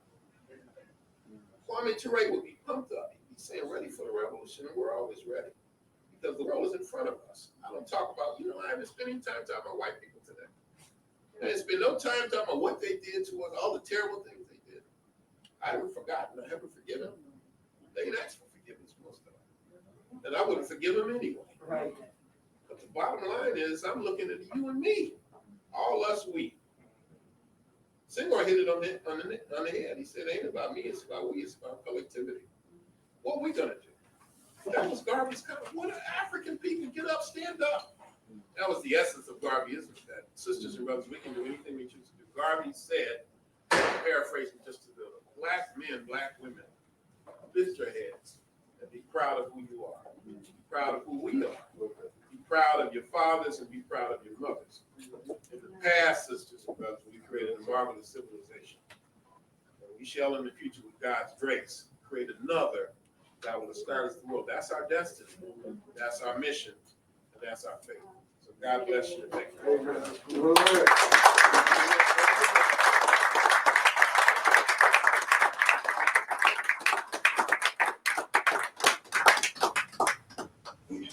Brother Jabari, we're going to bring him back to the front.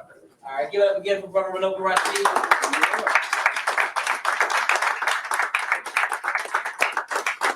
Y'all enjoy the presentation? Yeah. All right. Have y'all been enjoying the presentations all this year? Yeah. We've been doing the lecturers we've been bringing, the scholars we've been bringing in all this year? Yeah. All right, but we winding up. I mean, it's December, for the white man's new year, you know what I'm saying? So, we winding up in December right now. We have a couple more things that we have coming up. Brother Runoko, and then we have, I think we have the event on the 20th, where we bring in scholars. We do have something we doing on Saturday, something we call Bringing Back the Black on Saturday. But so far, Scott bringing scholars in. We have another event on the 20th, and that one is with Tony Browder, Leonard Jeffries on one side, and Chidi Owadu and a brother named Glenn Ford on the other side. And what's going to happen is, since there's so much debate, since there's so many different thoughts and ideas and ideologies around the Barack Obama, you know what I mean? What we're going to do, we're going to have to come together and have a discussion about these things so people can have a full understanding. I'll tell you more about that as we go along. But again, we'd like to thank this brother for traveling all around the world, getting this information. This is bringing these. This is one of the images I was talking about. An elder with bright blonde, naturally blonde hair. I'm sorry for that. Where's that? A place called Kokopo in East Britain, in the northern part of Papua New Guinea. So what we want to do is right now we're going to raise some donations, and you know how we do, Survivors Nation. We want to start off large. I know this is a recession right now, but there is, again, I'm looking for some of them people who got that. Some black people here, might be a millionaire sitting in here, right? Somebody might be sitting in here and might can pay for the whole event. Like, here, bro, here's the check right here. You know what I'm saying? A huge check and pay for the whole event. So you might be sitting in here, and if you're sitting in here, I just want to get it out of you, you know, because you might pay for this event, right? So what we're gonna do? We're gonna start off asking for donation. Anybody that may have $100 or more donation. You may be sitting here right now. Are we lucky tonight to have that person sitting here? Let me see. Somebody hiding in the back. Did you? Looking around. Anybody here willing to give a $50 or more donation? Since we ain't get nobody to put thousands. If you had $2,000-$3,000, who would put it up? Right now. All right, give yourselves a round of applause. Give yourselves a round of applause for those people who would be willing to put $2,000-$3,000 up for the event and pay for further events that we have with the Soul Bible Station, because it's important that we get this information out to our people. In order to have a revolution, you gotta have it first in our minds first. We gotta change people's minds first. If we don't change your minds, then what we gonna do? We're gonna be organizing in a very Eurocentric way. Everything is gonna be modeled after what Europeans do instead of after our own culture, right? So these brothers and sisters that's coming out, they actually helping to change our minds, to change the way we think in general. So we bring top-notch scholars from all over the world, all over different parts of the country, right? So anybody, $50 or more donation, so we can donate every drop, every dime tonight is going to Brother Runoko Rashidi. All right. Even though we need help too, we suffering next door. Please come over when you get a chance to Reality Speaks Bookstore Media Center. We have one of the largest DVD, CD collections that you ever want to see. You know, here East Coast, West Coast, whatever. So if you get a chance, do stop over to the store. But every dime that we collect tonight is going to Brother Runoko Rashidi because we really appreciate what this brother is doing. So anybody, $20 donate, $20 or more donation. Sister, what's your name? Sister Dawn. Give Sister Dawn a round of applause for her donation, $20. Somebody else, Brother Curry, give him $20 donation. Brother Tangor, $20 donation. Come on, y'all. Anybody else? $20 or more donation.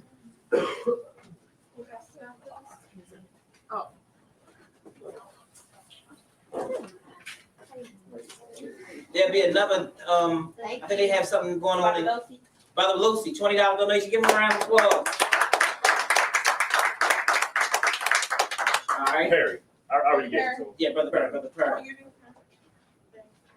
And like I said, we really do appreciate, I mean, even when you come to the lectures and we have so-called big name people coming in or whatever, and people come to that door, if you don't have the money, don't ever be too ashamed to say, look, we ain't got the money today. We ain't gonna turn nobody away from the information. You understand what I'm saying? We ain't turning nobody away from the information. So when we do that, that's why we come in and we say, look, we'll let people come in and we'll raise donations. We'll do donations. But if you ain't got it, don't worry about it. If you ain't got it, don't worry about it at all. Anybody, $10. Where our $10 people at? Sister Eugene, Brother Olatunes. Give me a round of applause. Come on, y'all. Brother James. Brother James in the back. Brother Wendell. Brother Wendell. Brother Wendell. Give it up for Brother Wendell. Come on, y'all. Anybody else? Where you at? The $5 people.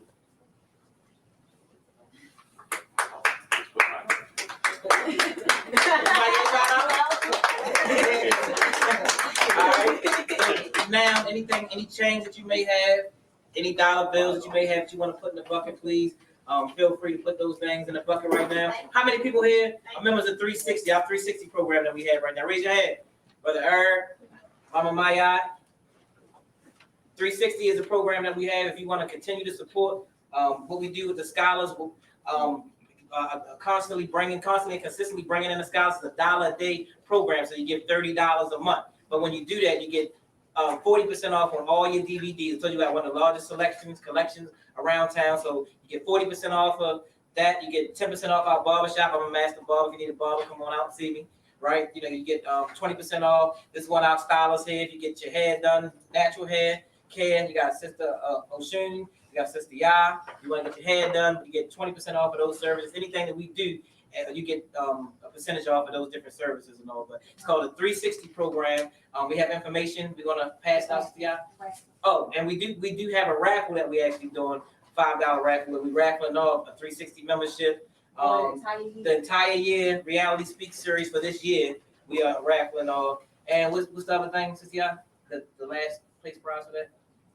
It's 5 DVDs of your choice. 5 DVDs. And the middle one is what? The middle one is the just whole- the whole year of a 360 membership.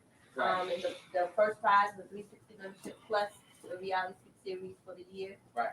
Okay. Your program, it helps to allow us to hire young people as well as to continue to bring on the lecture series. And not even young people. We have a brother that was here helping Oh, earlier. that's true. That's been working with us for a long time. And this brother, been having hardships, but he's been doing work for me for like 10 years now. But the brother needs a job. You know what I mean? So we recently, I don't know how we hired him because we really can't. I don't know how since y'all hired him. I don't know how I was going to ask how to go.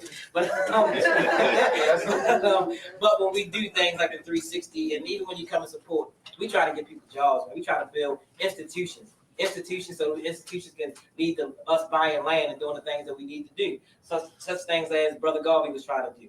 All right. So any got some questions for Brother Runoko? Y'all got some questions? I got one. I got one question to start off today. I think I was going to ask the brother. I told him I wanted to ask this on the camera. I can ask either one of y'all. Just basic. If the Honorable Marcus Garvey was living today, what do you think that he would say about Barack Obama being president? Where's the black man's government? Where's the black? Where are the black men of big affairs? Yeah. Bigger than one country, Right. bigger than somebody else's country. He would definitely say, no matter who you are, when you rise up to politicians, never trust a politician. He taught that.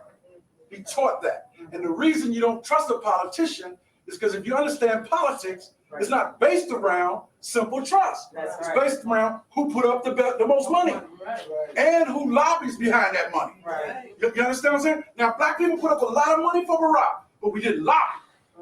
So I must say that. Because see, the Garveyism says hold the top accountable, but also the bottom. Right. Because everything up top started on the bottom. So Barack would not be up top if it were not the bottom. Now the question becomes is the bottom is what's suffering. You understand? So the bottom got to hold the top accountable, but never trust a politician.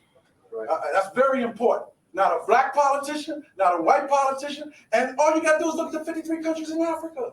I mean, they got some governments in Africa that's butchering brothers and sisters.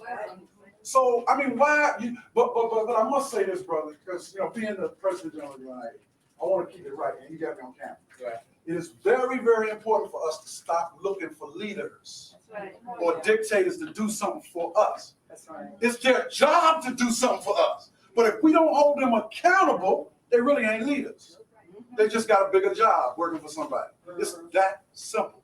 Now, I love the excitement around the world. That's because everybody thinks Bush is gone. Man, y'all gotta wake up. Presidents that leave office become more powerful out of office than they in office. You gotta think it ain't illegal yet. Just because you become a president of a country does not give you the power. The power dictates to you.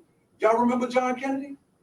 John F. Kennedy? I know, that the Kennedys were able to go alongside Martin Luther King in all the black homes because everybody thought the Kennedys was going to do something for black people. But understand how the Kennedys got elected. And this is related to Barack because it's a Kennedy that predicted a black man to be elected. You understand? But people don't know who the original OGs are. Brothers and sisters run around talking about the original OGs. I bet you it ain't 3 people in here knew who the original OGs were. 3 people in here. Of all this consciousness, who was the original OGs? Y'all know original gangsters. Who? Come on. The Irish. Come on, real quick. Real quick. Now that's 3. So y'all beat me out. 1 out of 3. Y'all got it wrong. The Irish. The Irish were the first OGs, y'all. The Italians were the second, and the Zionists were the third. And those OGs, look at where they are in the world. So that's how the Kennedys got in the White House. Papa Kennedy was one of the most notorious global gangsters known. But he took his money and reinvested it. The Italians knocked on the doors, and I know it takes a long time, but it's important for us to analyze. Because like Brother Heru, how many of y'all know Brother Heru? Brother Heru is an artist that works with us. And Brother Heru got tired of people asking him about Barack. So he did research. And he's the one that researched sentiments. And in the CD, he said, be for who, be for you. He said, Michelle, check your mate. Yeah, I heard it. You understand? Y'all got to think about what he's saying here. And he said, don't play chess with the devil. Now, everybody's calling Heru up, wanting to talk. Well, now that Barack is now the president, it's over with, y'all. Once you finish celebrating, what you bringing home? Tons of money came out of the black community to support Barack. You got to applaud, I'm going to say this on record too, you got to applaud the organizational efforts that were made by the Democratic Party and Barack. Because he did something nobody's ever done. He counted on the masses to fund the movement. Do you understand? And the masses went to the polls. And even if they wanted to cheat, they were afraid to do that because they know what was going to happen in the streets. I'm not talking about in the US of A, around the world. So you got to give credit where credit is due. And then the little people got something to look up to. But Lord knows, y'all, don't let them down. Because Barack is not as big as the Kennedys. And if he does anything opposed to what The big money that's behind him says, trust me, y'all.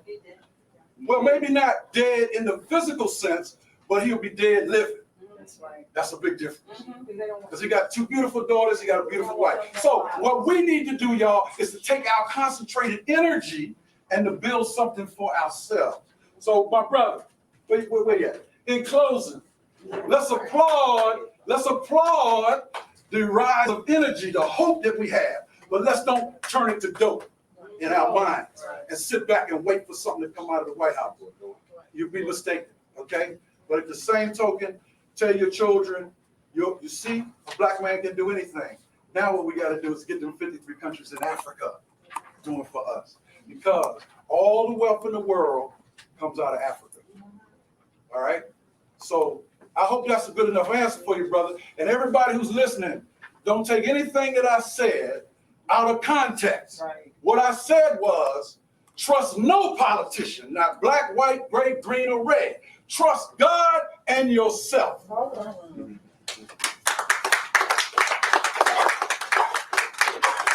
we get Barack out of our system? Need to. I'm a big admirer of Barack. Need to. But mostly what I admire is the symbolism. The substance, but the symbolism. And I admire it because he married a black woman. Yes. Goes a long way. I heard on public radio last night or night before that there are Africans, about 2 million in Iraq. Do you know anything about that? I don't think there's that many. Maybe a few 100,000, maybe not even that many. But most of them, from what I understand, this is just what I know, are in the South, near Basra. There've always been an African population there.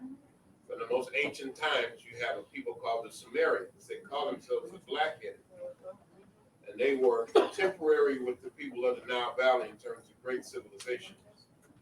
And then you have, later on, Africans who are captured and enslaved and brought to Iraq. And those are most of the ones who are there today. And they were originally called Zans because they came from East Africa.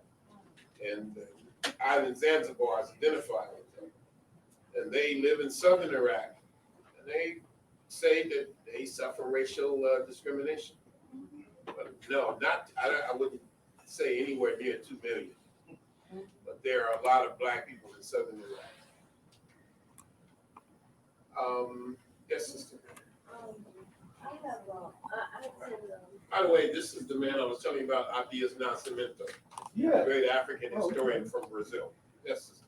I attend the University of Baltimore, and in one of my classes, there's an indigenous Eastern Indian guy who we've been having some debates about the untouchables, and he's saying that they're really not treated that badly, and it really doesn't exist that badly anymore. And since I don't have any primary research myself, since I wasn't on there, and you have been, I just wanted you to. You should invite me to your university to give a talk Well, on the African presence in Asia. Oh, okay. Yeah, I would like to come to the meeting, but still, could you just expound on that? All right, we have our dynamic brother, my good friend, Brother Singleton, has spent a lot of time talking about Barack Obama. In relationship to Barack Obama, people are saying that now we're in a post-racial America. Now, anybody believes that, I'm sure, has a hole in their head. That's just ridiculous. Well, I would equate that with those comments by saying black folk in India are not treated very bad. I got an email today, again, get on the e-group, travel with Runoko. It don't cost you anything, it's free education. I got an email today from some brother who's in Portuguese, and as best as I've deciphered it, he's saying there is no racial discrimination in Brazil. Everybody's the same. Yeah, right. That's insane. And generally, people who say things like that are the ones who are on top. And the race, those ones saying that we're in post-racial America. Because they've never been the victims of racism. If you ever want to get under an Indian skin, that's the almost surefire guaranteed way to do it. Ask them, pardon me, what is your caste? That's right. There it is. Because you're not supposed to know anything about caste. There it is. And that automatically puts them on the defensive. Every hour, several black untouchable women are raped in it. Every day, a dollar is burnt alive in it. In parts of India today, Dalits are forced to eat human excrement and drink human urine as a form of humiliation. Women are gang raped all the time. Villages burnt to the ground. Today, in spite of the fact that it was a Dalit who wrote the Constitution of India, because he was the most intelligent man in India, a prodigy, a man named B.R. Ambedkar. So yeah, there's a lot of discrimination in India and against the black untouchables. It's very, very violent. A lot of information. You can go to my website if you want information, the Global African Presence. And are the Indians, who's doing the discrimination? The Hindus. You know that in the United States, again, we can use this analogy. Brother Singh, I see you want to comment. No, I wanted to carry, I got a question. Yeah, On that. in the United States, in the history of the U.S., most of the people who lynched black people were poor rednecks in the South, what we sometimes call poor white trash. It wasn't the Rockefellers and the people who had big money who was doing the work, but it was working class people who felt that black people were a threat to them. And India is very similar to that. So you have these landlords who own all this land, who hire these thugs who are low caste people themselves, and those are the ones who do most of the physical violence against the untouchables. How is it that people in India are, this level of suppression exists or oppression? It's been going on for almost 3,000 years. It's because you have so many divisions amongst the people. So even among the untouchables are not monolithic. And there's a hierarchy even among the untouchables. So there's some people are more or less touchable than others. Like there's some untouchables who are scavengers, and they are the lowest of the low. And one of the things that scavengers do in India is they clean latrines with their hands. And they put the feces in a bucket. And they put the bucket on their head. And you can see it sometimes dripping down their necks. And they walk to the outskirts of the village and they dump the feces. And those are the lowest of the low. How many of you have heard the word pariah? Yeah. The word pariah is from a group of untouchables. That was literally their name. And that word came in the Oxford English Dictionary as outcast, the lowest of the low. Remember that another word, the word untouchable speaks for itself. We're not talking about Al Capone here. I heard somebody mention Al Capone. This isn't Al Capone we're talking about. These are people who we have taught that their touch or shadow or the sound of their voices will cause pollution. And other times they're called outcasts, outside of the caste system, which basically means outside the human fold. So given what we've been talking about, y'all, and the question you just asked, Runoko, could you elaborate on this now? Given what recently took place in Mumbai in India, okay, and given the relationship historically to Pakistan, some people don't know that. That's very important. But let's go to Mahatma Gandhi, because all the time we always get caught up in the cult of the personality. Whenever you hear nonviolence and Dr. King, somebody jumps up and mentions Gandhi's name. Now, in terms of what you just said, though, about the caste, and in terms about the history of India, Pakistan and India, who both have the nuclear bomb, all right? And what recently took place in Mumbai. But let's talk about Gandhi. We say, what would Garvey say in this day? What would Gandhi do in this day as a so-called, and I say it that way, a nonviolent person to bring more peace amongst Pakistan and India, given the caste? Well, that's an interesting question. Garvey spoke highly of Gandhi. Yes. In fact, there's a book you all might want to get. I guess it's still available, called Raising Up a Prophet. The author's name is Sundar Darsham or something like that. Don't ask me to spell it. But you can look for it if you find the book, or just put in the title, Raising Up a Prophet. And the subtitle, The African American Encounter with Gandhi. Now, I would never call Gandhi Mahatma. Mahatma means great soul. And the untouchables, the Dalits, let's talk about the terminology. We use the word untouchable, we use the word outcast, because sometimes when we're talking, we just assume that everybody knows what we're talking about. And a lot of times people, we take for granted, but it's not always the case. We use the word Dalit, D-A-L-I-T. The word Dalit means crushed, broken, and oppressed. I don't know if that's a Hindi word or not. Hindi is the dominant language in India. And these are the untouchables, most of whom are black. They despise Gandhi. And if I called them, if I referred to him as Mahatma around my untouchable friends, they would really be angry.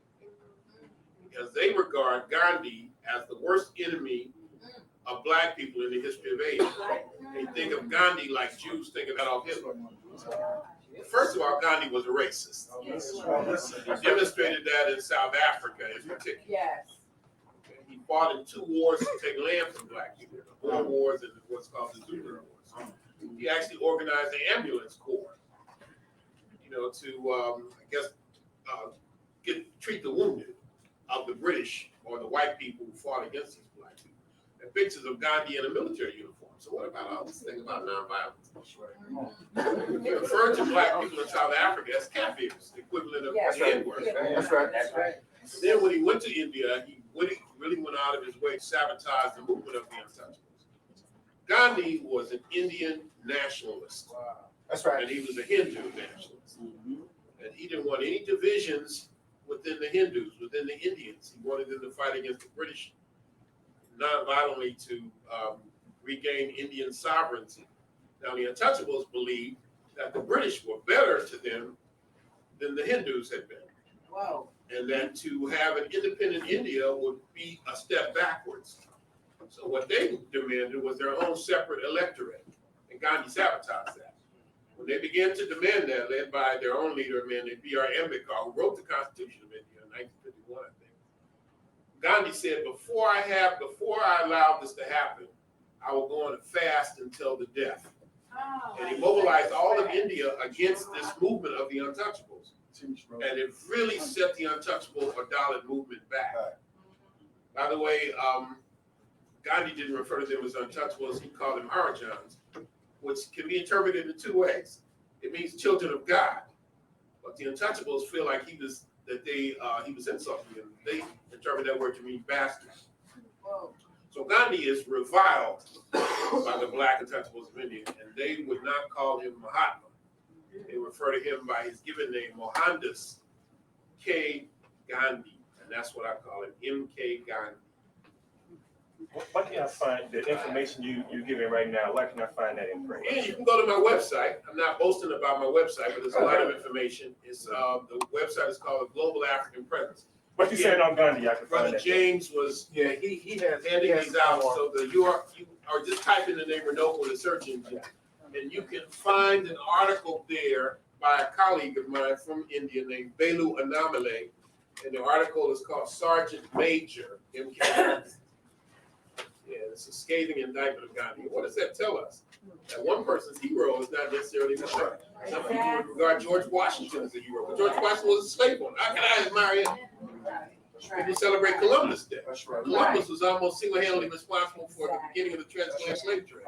That was kind of I'm glad, thanks, Runoko, for that answer, but I just want to add, a lot of times people take credit away from those who deserve the credit, like Howard Thurman and people like who really taught Dr. King. Now, because of like what he was just saying, a lot of people don't know because they don't do the research. They just hear this, Gandhi is, and they don't do research.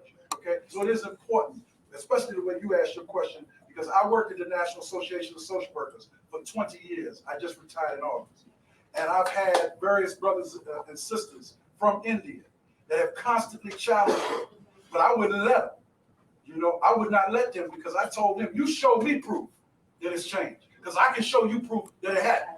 And I go right to what Runoko has taught us about firsthand. And I also would recommend y'all to get Ancient Future by Wayne Chandler. Get that book. I would just say one last thing, brother. I think Jabari wants to put us out pretty soon. We got a couple more. Brother wanted to ask a question here. But And then sister. I would just say India is perhaps the most racist country in the world. Yes. And it's certainly the most color conscious country in the world. Racism, I'd say India #1. Australia a close second. And third, it might surprise you, I would say countries like Colombia, Peru, Ecuador, and Bolivia are really, really anti-black. Colombia. Very good. Yes, brother. You got a question? The brother here in the back. This elder had his hand up for a long time. Okay. I want you to talk about you did a lot of talk already about how did those Africans get into India? Well, there are numerous migrations migration rather than slave? Well, you have both, because enslavement can be a migration too, but an enforced migration, an involuntary movement. You have black people who left Africa perhaps 100,000 years ago and walked into Asia from Africa, and some of them ended up in India. You have Africans who continue to leave Africa, and they introduce the seeds of civilization in Pakistan and India. And then you have those Africans, the seedies like the king I showed you, who were taken from Africa, and some of them, in spite of enslavement, rose to very high positions. And there's one thing that we should know. Slavery in the Western Christian world is very different from slavery in the Arab Islamic world. It's still slavery. But in that part of the world, it wasn't hereditary. That even enslaved people or the descendants of enslaved people could rise to very high positions. You have examples like Antar, the African hero in pre-Islamic Arabia. You have African imams, African muftis in Mecca and Medina. And you have Africans in India who, in spite of enslavement, converted to Islam and rose to very high positions. Malik Anbar is the most notable example. The book on that is another book you should read called African Elites in India. Just came out in 2005. African Elites in India. Actually, 2006. Yes, brother. Yeah. Hotep family. Hotep. I'm honored to be here tonight to be in your presence, the presence of the gentleman that spoke tonight, as well as the brother here from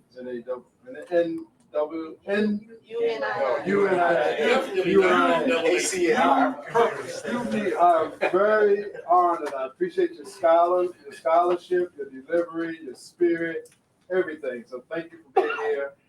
You have inspired me. I've forgotten how what is your brilliant we can be. But let me get to the point. Thank my sister for inviting me tonight. Thinking about Garveyism and the whole idea of mass movement, the whole idea of Pan-Africanism, the whole idea of unity. Million Man March. Come on, brother, what's your question? I'm coming with it, sir. Million Man March. Okay, a million brothers went to Washington, D.C. In the spirit of mass unity, is there any kind of connection between you and IA to hook up with Farrakhan for the whole concept of advancing our people, bringing about the organization and structure? Okay? You finished? That's right. Absolutely. Anybody organizing our people on any kind of level is doing anything that we have in common. We're not talking about the differences. Right. We're working with already. So it's not about something going to happen. We already are doing that. There's some people in the Nation of Islam that also in the UNA. So, see, I want you to really hear this. In order to bring functional unity, the quickest way for us to do it in North America for African people is to be in every group and force the groups to function together. Not to come to the leaders, because it's too much egotistical stuff. Right. Okay? It's too much, well, I got this, I don't need that. All of that is myth. That's all Eurocentric. The African-centered way, and remember this, brother, organization is with you. Right. Your organs, if they're not organized, you're in trouble.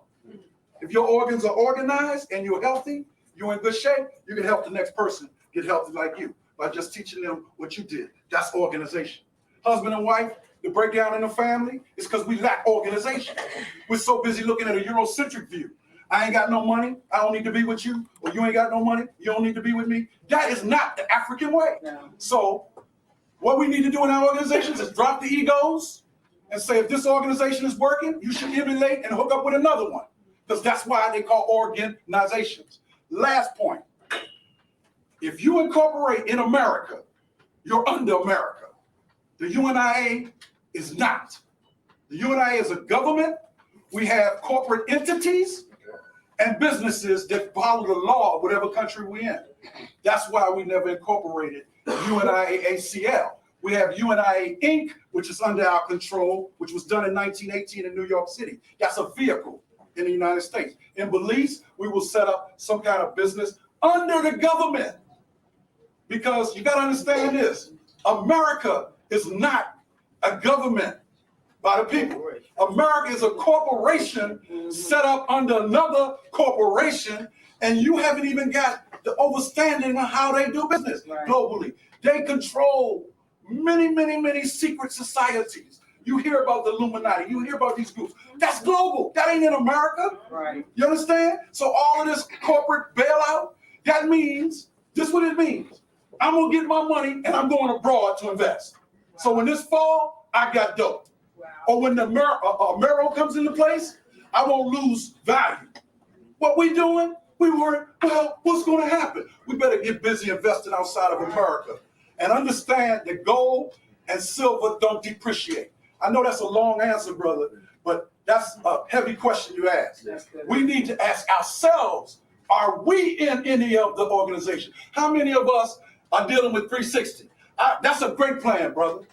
You understand what I'm saying? If everybody in here got a 360, you know what I'm saying? Right. We'd have a bigger location. Right. You'd be able to do more. See, economic development does not start with having money. Right. It starts with having control. Right. And the Nation of Islam grew out of the UNIA. And I'll say that to everybody, including Minister Farrakhan. Okay. And I love Minister Farrakhan. Okay. I love Malcolm X. That's how I got into the movement. Okay? I'm also a Moor. You see? Okay. But that don't mean nothing if we're not working together. Right. You know, it's more divisions within side of the Moors, within side of the nation, than you can imagine. And the reason there are divisions within it is because of egotistical stuff. It's not because of the plan. Elijah Muhammad's plan is still a Garvey plan. You see? And those ancestors now united. So the Million Man March, I was a consultant to the Youth Organizing Committee, National Youth Organizing Committee. And I'm here to tell you, the youth made the Million Man March at night, brother. The youth. Sister, you have a question? Anyway, Yeah, Dr. Rashidi. A couple of weeks ago, I heard Patrice Lumumba's son speak on, speak about what's happening in the Congo. And I had a question. Have you been to the Congo, and what has been your observation about what's going on in the Congo? We have a brother in the UNIA, Division 330. that's right, Maurice. Maurice Carney, Who works with brilliant with He's that. a boy, that's a boy, son. I've been in the Congo, but only briefly. I had lunch in the Congo, near Goma, which is the epicenter of the struggle. And I've been raising the issue, why aren't we talking about the Congo more? I think that a lot of us have got caught up in the euphoria of Barack Obama. And I'm hoping that probably if also that they will, this new administration under Susan Rice in particular, will address that. That millions of people have died in the Congo. Sometimes when we say that, it doesn't take on human terms. So I'll give you one example that may bring it home. I have a friend of mine, again, I spent a lot of time over the last few years, especially in and around Paris. I have a friend of mine who went to the Congo to look for her father. Apparently she was estranged from her father at the time she was a little girl. And she told me a very interesting story. She told me, she says, Runoko, I stayed with a family, and there were 3 children. And one child would eat in the morning, and if there was enough food, another child would eat in the afternoon. And if there was still enough food, another child would eat at night. And she never saw the family have a communal meal together. Those are things that we take for granted. Now, America is very racist. It's going to be for a long time. Barack Obama, no Barack Obama. But we have things that other Africans don't have. We have more resources. Yes. Perhaps the 2 most significant resources, or one of the most at least, is time. We have the luxury to have this meeting, to talk, and to plot, and to plan. Most Africans on the continent are so much against the wall that they're just trying to survive from day to day. A lot of times we romanticize Africa. We wear mudcloth and kente, and we have an ankh, and we change our name, and we say Hotep, and we feel like it's okay to tell Africans on the continent what they should and should not be doing. What we lack, I think, a lot of times is really true consciousness of Africa among the masses. Because we can maybe be the missing piece in African liberation. And we have to develop an attitude that what happens to Africa matters to us. Yes. that Africa has significance to us. Look at the Jewish relationship in this country with Israel. And if we were raising hell and putting pressure on this government, whoever was in power would have to address the issue. So it's a crying shame. That's what he's saying he wants. He wants more assistance from African Americans in this country because he believes that we really don't know. Everybody wants our assistance. The Darfurians want our assistance. Everybody wants our assistance. Because I think that we are more powerful than we sometimes give ourselves credit. That's right. Lucy, Mike, then you, Mike. Got historical question, sir. I read that when Herodotus went back to Greece after having stayed in Ethiopia, he was asked a question about disgraced Ethiopians and what about disgraced Ethiopian nation? And he said there are two. He said there's one in India, he said there's one in Egypt. You write in the African presence of early Asia that the Dravidians formed the foundation for the Harappan culture. Yeah. And Wayne Chandler says that the Dravidians came much later, that there was a Aboriginal people there about 2,000-3,000 years before the Dravidians got there. Okay. Could you comment on the difference? And also comment on, if you would please, the path that the Dravidians took to come to India, or do you feel as though they are Aboriginal to India? Well, I would say I'm correct and Wayne is incorrect. That's Okay. what I was saying. Like I said, because Wayne's a very good friend of mine. We've been talking about this for 20 years now. The question is, who are the Dravidians? I think we have to define who we're talking about. Dravidians are sometimes referred to as Eastern Ethiopians. That is, black people who would naturally straighten the wavy hair, kind of like the Nubians and like some of the people I may have shown tonight. I would say that the Dravidians are not the first people, obviously, to go to India. But there's no doubt in my mind, no doubt, that it was the Dravidians who built that civilization. Because the people who came before the Dravidians don't seem to have had they're like the people Wayne is talking about, are kind of like the Batwa in Central Africa. Very interesting people, fascinating people, people with a deep culture and history and even a civilization of their own. But it's not characterized by cities and towns and villages and use of metal weapons and tools and writing systems. And there's no doubt in my mind that those folk were not really responsible for building the Indus Valley civilization, no doubt. But, I suppose, we're in a position where we can discuss and debate it, but I don't think that that Wayne really is, I just don't agree with that position. I don't think there's any basis. A couple more quick questions. Yes. I wanted to ask you about, Baltimore City has a program where they have teachers. What city? Baltimore, Tubman City. Oh, okay. Tubman. Sorry. I thought you said Palmer City. I said Baltimore Okay. City, okay. Tubman City. She said Baltimore. Baltimore, right. Okay, and they have this program where they let teachers from the Philippines come and teach black children. A lot of teachers from India. I can tell that these teachers do not like black children, okay? I don't want to take on, what do you think about Philippines? How are they? Are they racist or? Yeah, they're extremely racist, and Baltimore people do not watch what the Now, program. we're speaking generally now. Just generally, I'm talking about generally, right? But they have a lot of teachers from India, and if they have this program, what you're saying, how they treat the untouchables in India, a lot of people don't know that they have a lot of teachers from India teaching our children. The children, first of all, can't understand them. The teachers don't really like them, and a lot of them are from the Philippines. They come off like they're really sweet and whatever, but you can look through them and tell they just want a job. They get paid really well in Baltimore City. I would say most people, including most Asians, and this is why I really have a big difference with Dr. Wilson. Francis likes to say, as I understand it, that people of color automatically have a bond. And that is because we are all more melanated than white people. I would say that's nonsense. Right, I do too. I find Asians to be more anti-black than white people. Exactly. And the Filipinos are no exception to that. You have a small black minority in the Philippines, the Octa, what they call eta, a word that means filthy. Right. And until the Spanish came, the Octa and the Tagalog, who is who you're talking about, were fighting for the possession of the Philippines.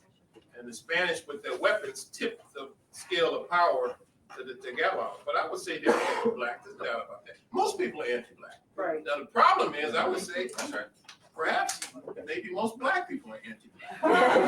That's a problem, right there. Let's go back to Garvey on that. Garvey said that everybody is building a national base, but us. Yeah, right. So we lose respect, even with those who may want to respect us, because they don't see us respecting ourselves. Exactly. And that's what you just heard Runoko say. Right. And in addition, you have Right. cold-blooded racists. And people try to say reverse racism. How can we be racist? We ain't run all the other people out of Africa yet. Right. So on what basis can they call us racist? Because we race first. We said Garvey taught us, and the UNIA teaches us, never to be charitable to anybody else, but to be charitable to Africans. Exactly. That's right. So don't even start, and it's gonna take us a long time to get Africans to understand how to be charitable to ourselves. So we're not even gonna get a chance to be charitable to nobody else. Our children's children may, if we get back on track. But China's on track with nationalism. Japan's on track with nationalism. Everybody's on track with a national base. And you know what happens when you got a national base? You mess with any of their people anywhere else, you're talking war. That's right. But us, oh man, everybody mess with us. That's right. Because they don't get moved back on. But wait till we rise. See, that's what we have to understand. Right. Garvey was trying to get us to see whatever any other man has done, we can do. Whatever everybody else has in terms of civilization, they got from us. Right, exactly. So we can do it. But we have to stop playing like we got to befriend every other body else. That's right. That's right. People without befriending ourselves. That's right. Let me add one more comment. Brother Singer was very much on point, as he always is. Now, as I said earlier, I don't spend a lot of time anymore. I just think it's a luxury to talk about white people. I used to do. Talk about white people, really bring it back and enjoy myself. But now I just feel like, do we really have time for that? Right. Now, the question is, what are we going to do for ourselves? We are obviously the victims of enslavement. We suffer from the vessels. What do you call it? Post-slave syndrome or something like that. But a deeper question for me is, what were the internal contradictions within our community that allowed for us to be enslaved? Right. You see, until you come to grips with that, Yes. the future is very nebulous, it's very vague, because otherwise we're bound to repeat the same mistakes that got us in the over end. And that's something a lot of us don't want to address, because we don't want to talk about slavery, much less what led to that predicament. Right. Yes, sister. Yes, yourself. Okay, speaking on nationalism, I think we showed nationalism and everybody went to the polls and voted for Barack, because we didn't vote for him because of his policies. We voted for him because he was black. Same reason we support O.J. Simpson. Uh-huh. The Tiger Woods. Yeah, You became the Michael Jackson. Right. Yeah, because they were black. We show nationalism. But It's a good example. wait, let me comment on that, bro. Or race, Please first philosophy. read what we say nationalism is, and I'll say it in brief to you. Nationalism means you can feed yourself, you can house yourself, and you can control yourself and protect yourself. It does not mean voting, okay? That was an effort of us supporting another system. That was not, hear me, brother? No. So because we need to study what nationalism is, because we throw that term around and we haven't really studied. Nationalism means that you control something, you own something. It does not mean you're doing something. That's not nationalism. Can't we say we show this as a? Oh no question. No, I'm not saying you're incorrect. But what I'm saying is the word you use is so important to what we're not doing, even in Africa. Do you understand that African countries? Listen, check Del Walter's Guns, Greed, and Genocide. That's what we've been directing people to do. If you're excited about the election, check that. Because from President Eisenhower, from President Eisenhower to Bush, the foreign policy has been guns, greed, and genocide. You push guns in people's hands who kill themselves. You create genocide through the disease, through the eugenics movement, and the greed is you take out all the resources. And drugs, brother. And that's what's happening in Africa. And like Runoko said, we take too much for granted. I want you to really understand what nationalism means, brother.